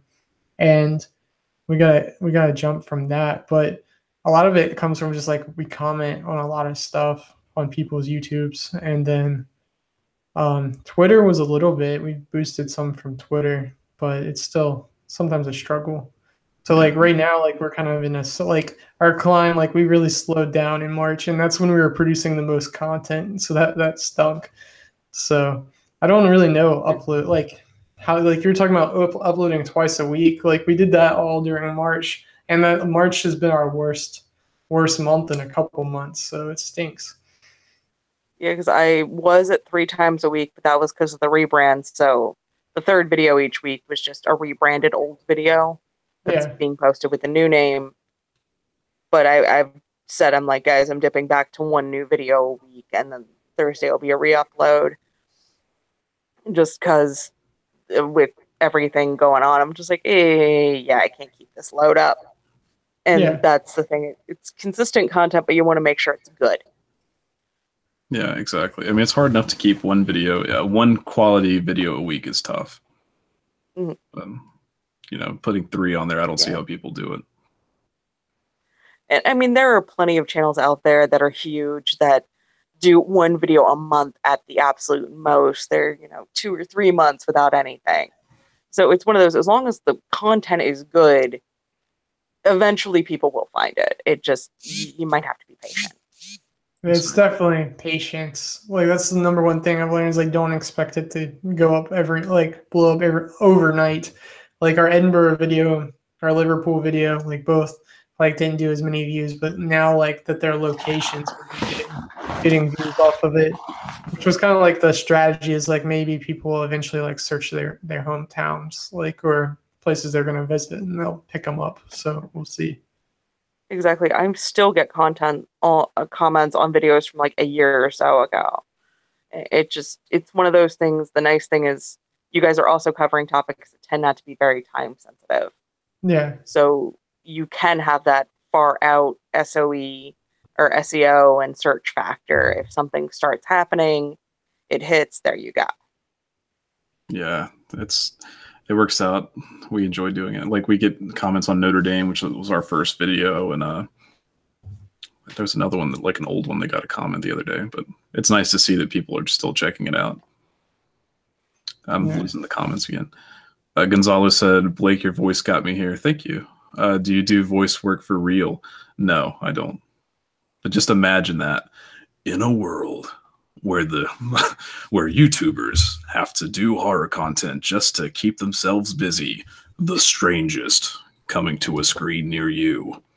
Also, After Dark analysis. So, my favorite voice, like on YouTube, that doesn't have as many subs, is, and I found him off of Reddit, is Mr. Sinister. Like, I really think he could be a voiceover artist. Like, he's got a better voice than people who have like 1 million subs, and he's definitely underrated. I would definitely check him out. Like, he's British, so he's got the really cool, fancy voice. I mean, on one of our videos, someone was like hating on Blake for not being British. And even we had one recently on like Liverpool, like, why are you guys American covering this? Like, what's up with your accent? And even on Edinburgh, someone said something about your accent. I'm like, we can't change that. I mean, then it wouldn't be us. Like that's not a fair comment. Welcome back, strangers. We're going to be covering some creepy topics today. That's more Australian, if anything, but hope you enjoy it. Stay strange. But it's hilarious because Minty Comic just released a video about things from Australia because people were yelling you can't cover things from the US or the UK because you're Australian and da-da-da. I'm like, wait, what? Yeah, it's like we covered stuff from Australia. Who cares? We did the one of our most recent ones. It's like the internet exists. Like geography isn't that big of a barrier anymore. Yeah, I think that's really stupid. I mean, we've covered probably more foreign stuff than we have American. But I mean, the thing is, most of our demographic, is people from the United States. So why wouldn't we want to bring them stories that they probably haven't heard from overseas? Exactly, and that happens a lot in the horror community. Same ground, but everybody has something different to bring to it. Yeah. White House said, "Stay true to your nationality." Yeah, I think we should be who you are. I mean, we could always change it up. Like maybe that's what we'll do. Like every week on The Strangest now, we're just going to use a different type of accent. I'm leaning towards next week just doing Christopher Walken. It's like, hello, strangers. Welcome back. Today, we're going to talk about ghosts and spooky stuff. And then I'm going to stab you in the face with a soldering iron. But yeah, it's silly. People on Reddit are extremely harsh. Like the majority of our dislikes come from Reddit because either we'll post something and they'll be like, ghosts aren't real, dislike, or they'll be like, stupid acting, dislike, don't like your narration, dislike. It's always stupid stuff. We never get constructive criticism. Like, I don't know if I've ever seen us get constructive criticism on a video. It's always just stupid. Like, we don't like you, dislike.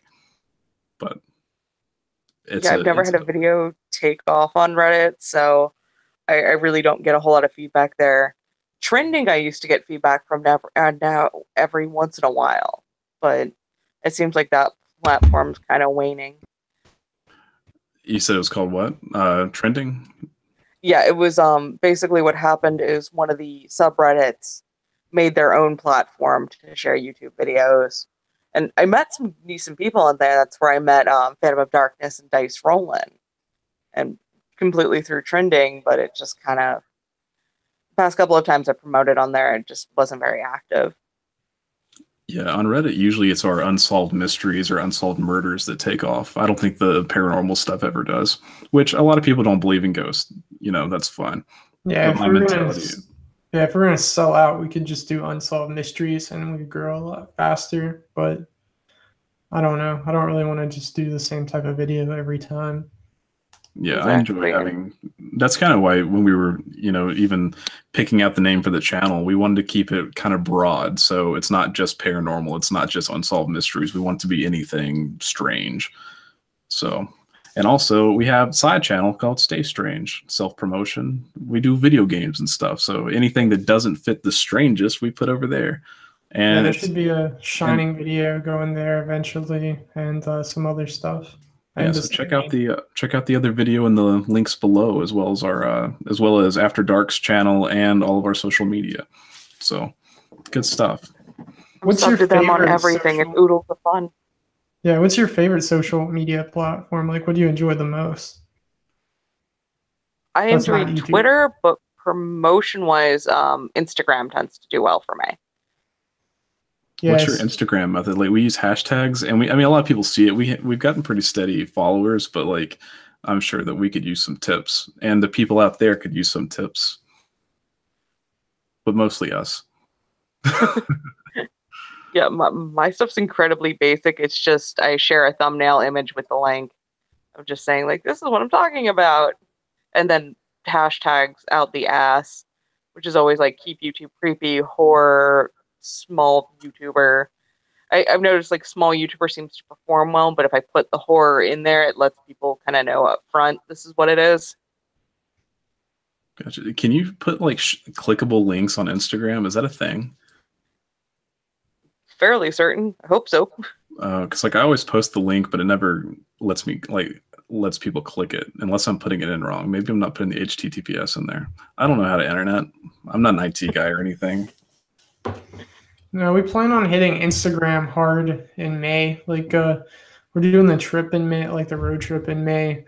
And I plan on like breaking up our videos into like Instagram like content and producing it into a stranger danger giveaway thing on that, just to try it and see. Because our Instagram, like you said, does have a bigger reach. Like, we've only just put up a few things, and it's more like my wife just like messing around, or Blake, but we do just like randomly just get like people like liking it and following us. So it was like almost like a better rate than we did with our channel when we first started it, which is crazy. Because the one bit of advice I got, and this was from a podcaster, was if you're going to promote on Facebook on your channel, or just hit both, because that's what I did with this stream of just, I put it up on the channel's page, but then I put it in my personal of, then you don't have to worry as heavy about the analytics, because that is why Twitter and Instagram outperform Facebook every time, is because Facebook wants money, and I've had friends that are self-published authors that have run the numbers, and it's just not worth it. Like, it's not worth boosting posts. You don't get big enough reach. No, we found that out ourselves. Oh, sorry.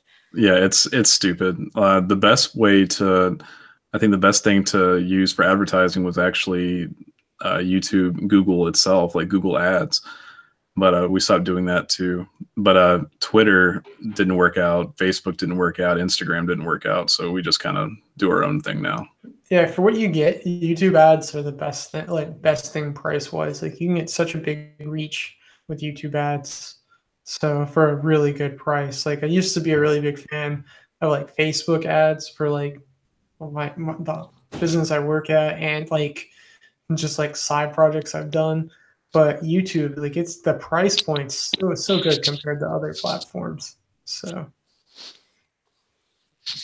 yeah, it was good because we just used our channel trailer as an ad and it took off. It did really well.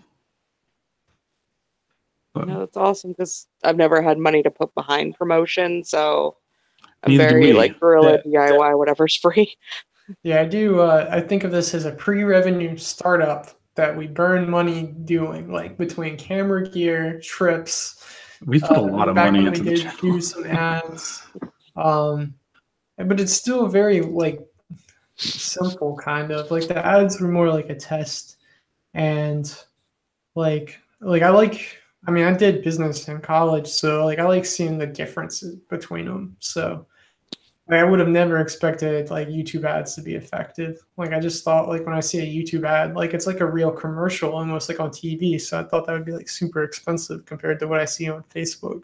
So I see like homegrown content all the time that's like, because my analytics are so messed up from like when I was working in this, that they can't tell what I am and what I'm trying to do. So I get a lot of small business ads because I'm, that was one of my majors. So you can tell it's clearly shot in an office trying to sell me signs and things like that. I'm like, that's fantastic, but wrong demographic. Yeah. They get confused. But White Owl said I only YouTube the Strangest because I want to see your videos and have live chats. Well, thank you. We really enjoy the live chats. It's a lot of fun. Like I've said it before in live streams, but like up until, our first announcement video, I always wanted to be like, I want to talk to the people. I want to know what people think of our stuff. I want to know what they want us to do. And we never really had a way to do that unless someone, followed us on Twitter or anything like that. So it's really nice to actually have the live stream every week. And the fact that people come out, you guys are awesome. Like, it's amazing. When we first started, we thought we'd have like one person watching, and we end up having like, around 7 or 8. And, we're pretty consistent, like, as far as having people on. So that's really cool. Like, we love talking to you all. And if you guys ever want to let us know something, let us know on here, Discord, Twitter, anything. So Discord is like a live stream. Like it's like texting us. It's really cool that you can communicate like that. Like to me, I almost think it's an even better like streamlined version of Reddit. Now I can see why so many communities use it. I used to be for being young, I'm still very anti like changing to like different platforms. Like I don't like trying the new ones. Back in my day, we had the Facebooks and the MySpace, and I don't like this new stuff. Yeah. But Facebook is annoying. Out. Evisceration said this is the first time he'd heard of us, but you guys seem so sincere about the content like Blood is. I'm definitely going to keep up with your content. Thank you. We appreciate it. And like Ethan was saying, Discord, we have the link in the links below, whatever, description below. And come talk to us. Like, Ethan and I are on there. We're trying to be on there a lot more. But we look forward to talking to you guys. Let us know what you want to see. Let us know what we're doing wrong. Yell at us. It's a really cool thing to keep up with. Join the community. I think there's this fear that people are going to upset or offend us. And honestly, any interaction is good interaction. It's just constructive criticism is the absolute best thing. Yeah. Yeah. I am the Strangest on Discord, but I think, like, here's the link, but I think that you have to actually copy and paste it because I think for some reason it messes up. Mm-hmm. So You can try clicking it. If not, you might have to copy and paste it. But yeah, my name is the Strangest Blake on. I think it's like the Strangest parentheses Blake parentheses on. I mean, whatever. Not parentheses. Yeah, whatever. Something. I don't know. Click it. But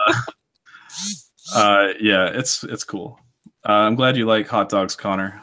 I do too. They're great. Good stuff. But They're pretty fantastic. Yeah, they are. I need some. Loaded with protein. They got a cool shape. Get a really bad rep. I know. It's one of the, simpler things in life. Hamburgers are overrated. Hot dogs is where it's at. So where are we on? Have we covered everything, Ethan? I mean, pretty much, unless you guys want to go back to The Shining, talk a little bit. I mean, I don't know. We're close. I figured we'd wrap up at 10. Like, I was looking up stories to read at the end that I hadn't decided on yet. I mean, I'm fine. Do you guys have any other things you want to talk about? Any other stuff? I'd like to talk to you about our Lord and Savior, Jesus Christ. Dislikes. All of the dislikes. I know, we suddenly, that was the end of our channel. But shows how cool you guys are for saying that ADA and strangers. Yeah, I mean, we love you guys. It's great. No, it's literally like getting the comments and talking to people makes it even better for the videos. Because sometimes even like I've said this a lot, like if a video even doesn't get that many views, but it gets comments, that interaction is the best. So getting ideas, because sometimes you'll have a video that takes off, and then we'll just get shit on by people. So it's nice hearing the good things. Yeah, so. Absolutely. And, right before I got the big bump, I was seriously frustrated, and I was about ready to kind of call it quits with the channel. And the reason is I wasn't getting comments. It's I don't care about the views. I don't care about the subs. Getting comments and talking to people is really what I wanted. And that's what I have now. Yeah. Yeah, it's definitely, I think this was one of the comments before that I didn't mean to skip over, but I forgot about it. I was talking about how do we keep ourselves motivated. I think it was Evisceration that asked, but I mean, it's hard to keep motivated on YouTube, especially if you have a bad week and a video goes up, it doesn't get as much, as much feedback as you wanted.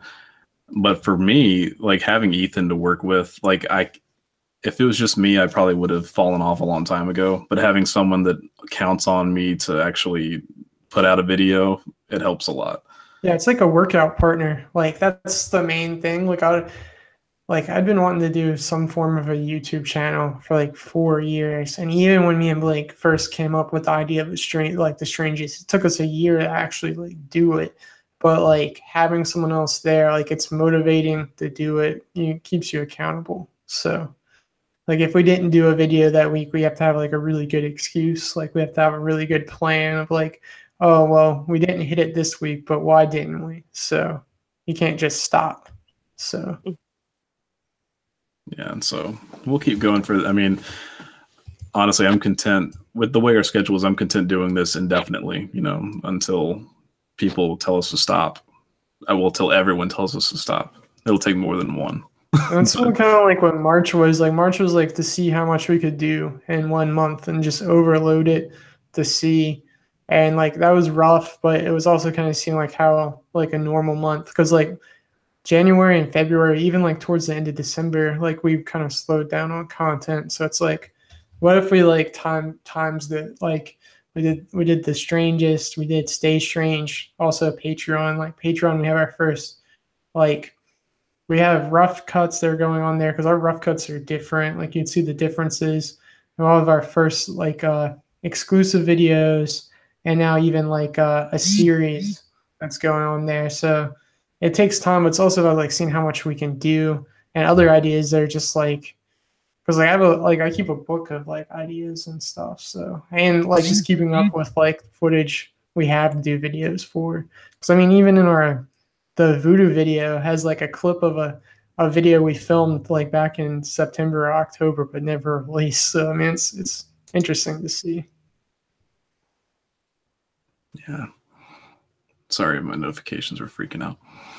Yeah, I still need to find some scary stories. I've been struggling. Last time they were just so dark last week. Yeah, last week's. If you guys didn't catch it, go back and check last week's live stream. The stories were super dark. Like The Atlas vampire. Like I'd love to do like a video on that, but like it just seemed really hard to do it justice. So basically, I picked stories that I think would be really hard to film. So, and that's what I think people who just narrate their videos or even podcasts like lore, like they have such an advantage to where they don't have to think about like how they're going to do it. So, thanks, Whiteout. We appreciate it. We'd love to have quantity too, but you know it's tough because we both work full time outside of the YouTube world, and then you know it's just hard to get stuff out. It's hard to get good quality stuff out. Like we could put stuff out really rushed, but then we'd get pooped on, and we just don't want that. if you didn't like quality, we could churn out stuff quick. Like there's some fast stuff. Like if you just wanted us, like we could narrate just over some stuff, or even top rip 5 off facts about Logan ideas. Paul. Like it's interesting. Yeah, interesting thing about YouTube is like your big channels you see like a lot of top 5 channels, they don't even make their content. It's people in India or Iraq or Iran, stuff that makes their content. Like we've had like on our channel just like people email us wanting to like make top 5 videos for us for like $50 a pop, and it'll be like the standard like top 5 video you see on YouTube. So I mean, we could churn out content like that easily, but that wouldn't be fun. Becca M said, "I'm a new sub. Are you guys related? I love your content." Thank you. Welcome to the channel. We're not related. We're just friends. There's actually been a lot of confusion about that because when I first got on Discord, there's a YouTuber named Swamp Dweller, and I started talking to him, trying to get tips, and that's how I actually met a lot of people. And I told him that the channel was run by myself and my partner Ethan, and what I meant was my YouTube partner Ethan. And then I was watching a live stream he was on. He was like, "Yeah, guys, go check out The Strangest. It's run by a guy and his husband." And I was like, no, we're just friends. But yeah, I'm not gonna lie. When you said partner the first time, I'm like, I'm not sure which partner he means, but okay, like either way, I didn't really care. I'm not good at terminology. Yeah, we're just friends. Ethan's wife and we went to elementary school, and we've known each other since. And then through her, Ethan and I started hanging out. So it's been a good time. Are you blood relatives in a nerdy voice? But yeah, no. No, Blake has there's a huge clan of Lawsons, man. He's got a lot of blood relatives, so he's got enough. So yeah, I've got some family in Texas. We need to go hang out with them and do some filming. We'll do a Ghost of the Alamo. Yes, we are both straight. Ethan's married. I'm working on it. And we're in Virginia. So yeah, working on it, meaning he's single to everybody. Father Michael is also single. If you have to just call out people. Actually, everyone in the videos but me are single. So. Rub it in, Ethan. I'm sorry. Yeah, Father Michael. He'll be in the video tomorrow. Check him out if you want to talk to Father Michael. He's single. So hit him up. Yeah. All right. I got one story. I'm still trying to find another. In the streets, freak in the sheets. What? I sent you a story. I got some more though coming. So. Speaking of weird stuff like that, Blake, you remind me of one of the guys from Super Mega. I need to look it up because now I need to know, but I don't know who they are. But I'll definitely check them out. Hopefully that's a compliment. Oh, After Dark. Like you said, you like talk about people who don't want to watch, who make horror stuff, don't want to watch horror stuff. Like, so what kind of YouTube channels do you like to watch, or do you not watch other channels? Yeah, aside from horror, I watch. Trying to think of non-horror channels. The Movie Void and Critical Android are two people that do horror content from time to time, but I've become friendly with them, and their content's very interesting. It's film based. This Exists, I absolutely adore. I wish he released videos more, but again, it would be sacrificing quality. So, Yeah. so Well, I tend to stick to either stuff about horror movies or stuff about true crime. yeah. Is there a case? What like? Are there any true crime cases that really get to you? Like, what's your favorite case? Well, I wouldn't say favorite, but the I'm hoping I pronounce her name right. Sorry if I don't. The Juco Furuta case, Yeah. where the girl that was tortured for I think close to 30 days, and then they put her body in a concrete bin, and yeah, no, that one messes with me. Yeah. Sounds great. It's always kind of been the thing of was reality based. No. It's just ghost bumps in the night, not so much people actually they'll do to each other. Yeah, I know. Like the real monsters are human. Like that's why it gets a little too real when you do like real horror stuff, because there's some crazy stories about what people have done to other people, and it's dark. Like you get on the rabbit hole of that. Yeah, that's the big thing. Is like, I'm not afraid of ghosts if they're real, and ghosts have never hurt me, but people, that's another story. I'm sorry, I cut you off after dark. What were you saying? Wait, there's 2 after darks now. How did that happen? And I can't hear either of them. May have crashed again, but let's see. What that? Oh, sorry, you cut off for a second. We hear you now. Sorry. You're fine. I guess I'll catch up on the chat and then I'll go ahead and into the story. But you said they used to be editors for Markiplier and or Game Grumps. I like both of those channels, so I've gotten into. Ethan's probably complaining about it because I've been watching a lot of Game Grumps lately, so it's probably flooding our recommendations. But I like Game Grumps. And if you want to see us play video games, we got a side channel. I'm just promoting every like 30 minutes. But Stay Strange is our side channel. It's in the link below. And I'm just playing video games. We're actually starting to play Fortnite. If you guys are interested in that, we played our first game a couple nights ago, and I'm not very good at it. But we're probably going to try to play some. So get that on there. It's a little addicting. I want to play some more. So I don't really play games as much as I could or should, but yeah, I've been playing. I have no idea what Fortnite is, and at this point, I'm too afraid to ask. What was that? Did you say what is Fortnite? I was like, yeah, I was like, I have no idea what Fortnite is, and at this point, I'm too afraid to ask. Fortnite is they say it's Minecraft meets first-person shooters, which it really it's not is. First person, it's third. Third person. Sorry, third person. But you start out in like I guess it's like a hot air balloon bus, and 100 players go on this huge map. They fly to where they want to go on the map, and then it's basically last man standing, and you can make your own buildings and like traps and stuff to kill other players. But as the game's going on, there's this giant storm around the perimeter of the map, and it gets smaller and smaller, forcing all the players to come closer and closer until there's only one person left. And we've only played a couple times, but it's really fun. It's cool time. Well, thanks, Gonzalo. We appreciate it. And White Owl, glad you guys like it. I've never heard of Dear David, or if I have, I haven't paid attention. What is that? Does anyone else know? It was basically an internet ghost story. I think it's still going, told through Twitter. It was some guy said like his cats kept going to his door at a specific time at night, and then weird stuff started happening, and then he kept envisioning this kid with a dent in his head, and the kid was named Dear David, and there was a whole thing about asking him questions.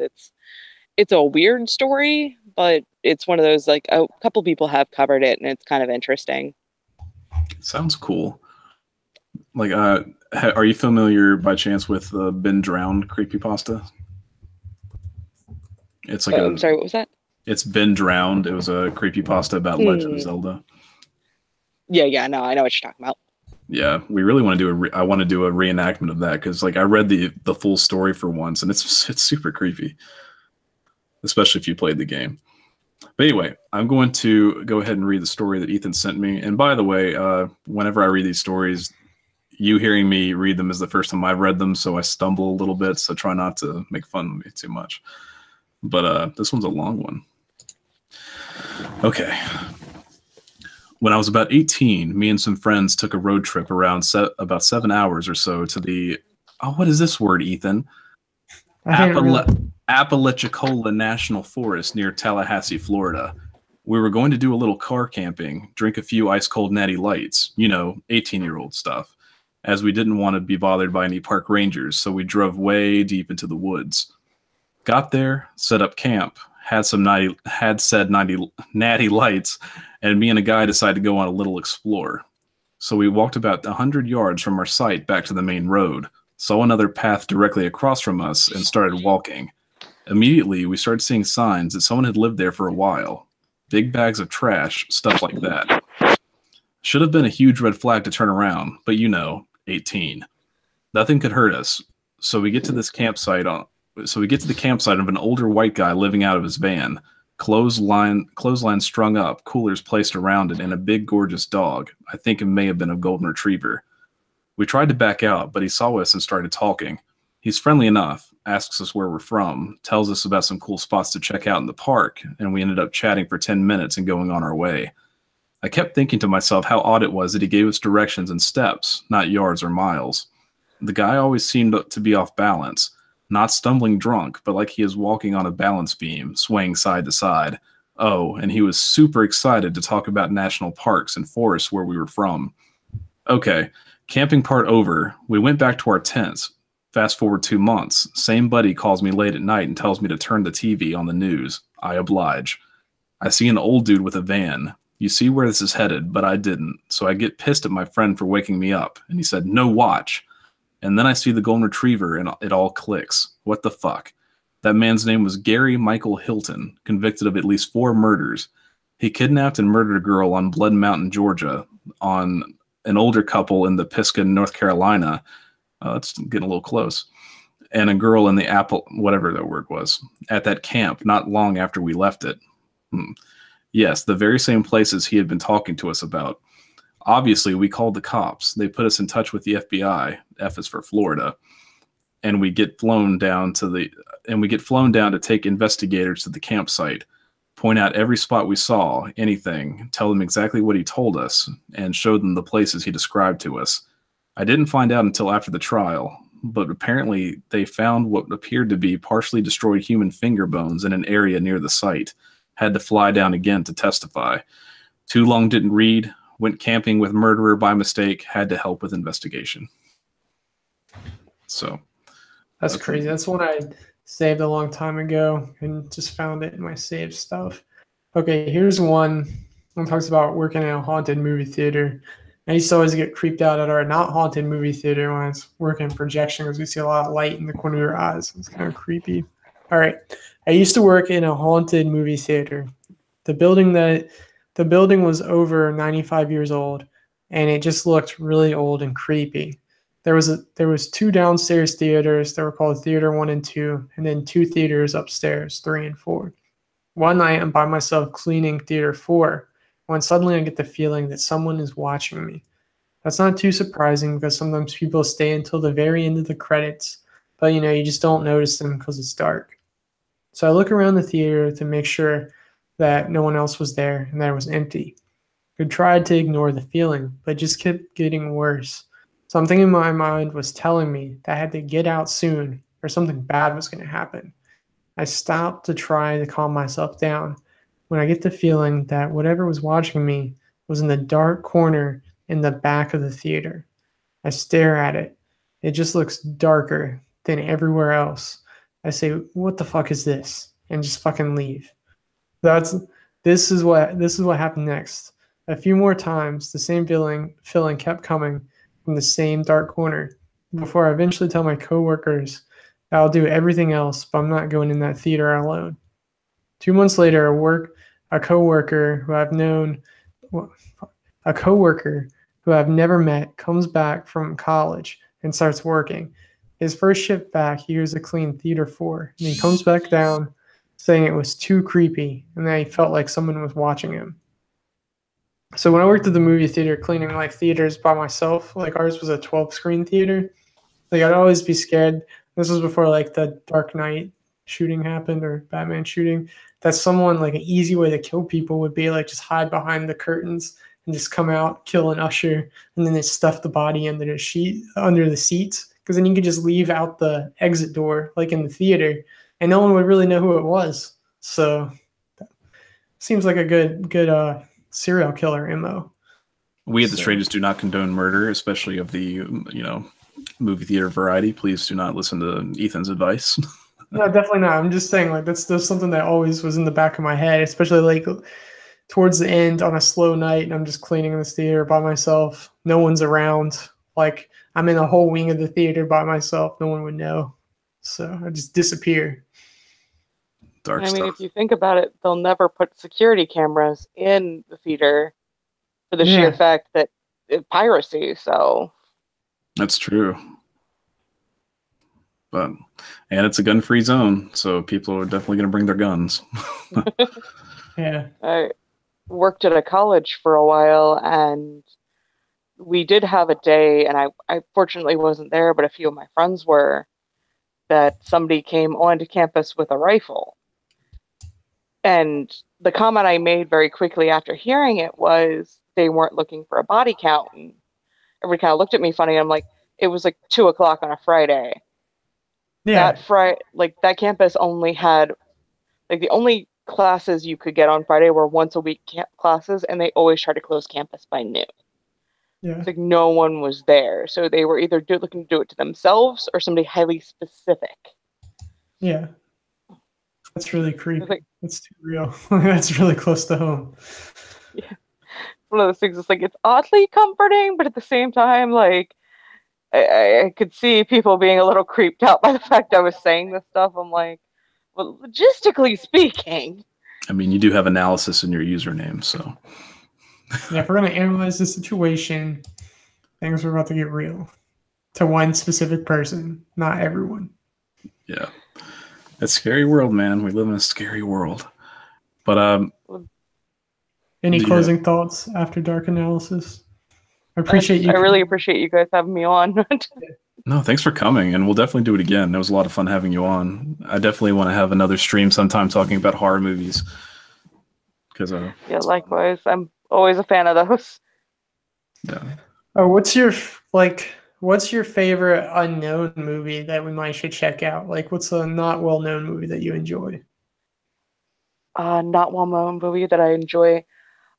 It's weird. Spider Baby. Okay, so I've never heard of it, but you got me. You're reeling me in. Keep going. Spider Baby's a hell of a title. Yeah, no, it's black and white, but it was filmed at a time period where color was available. They just chose black and white.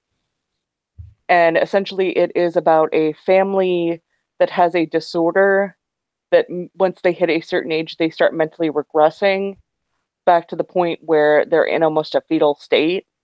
And when you get that regressed and base, your instincts are basically eat, procreate, things like that. So it leads to kind of cannibalism.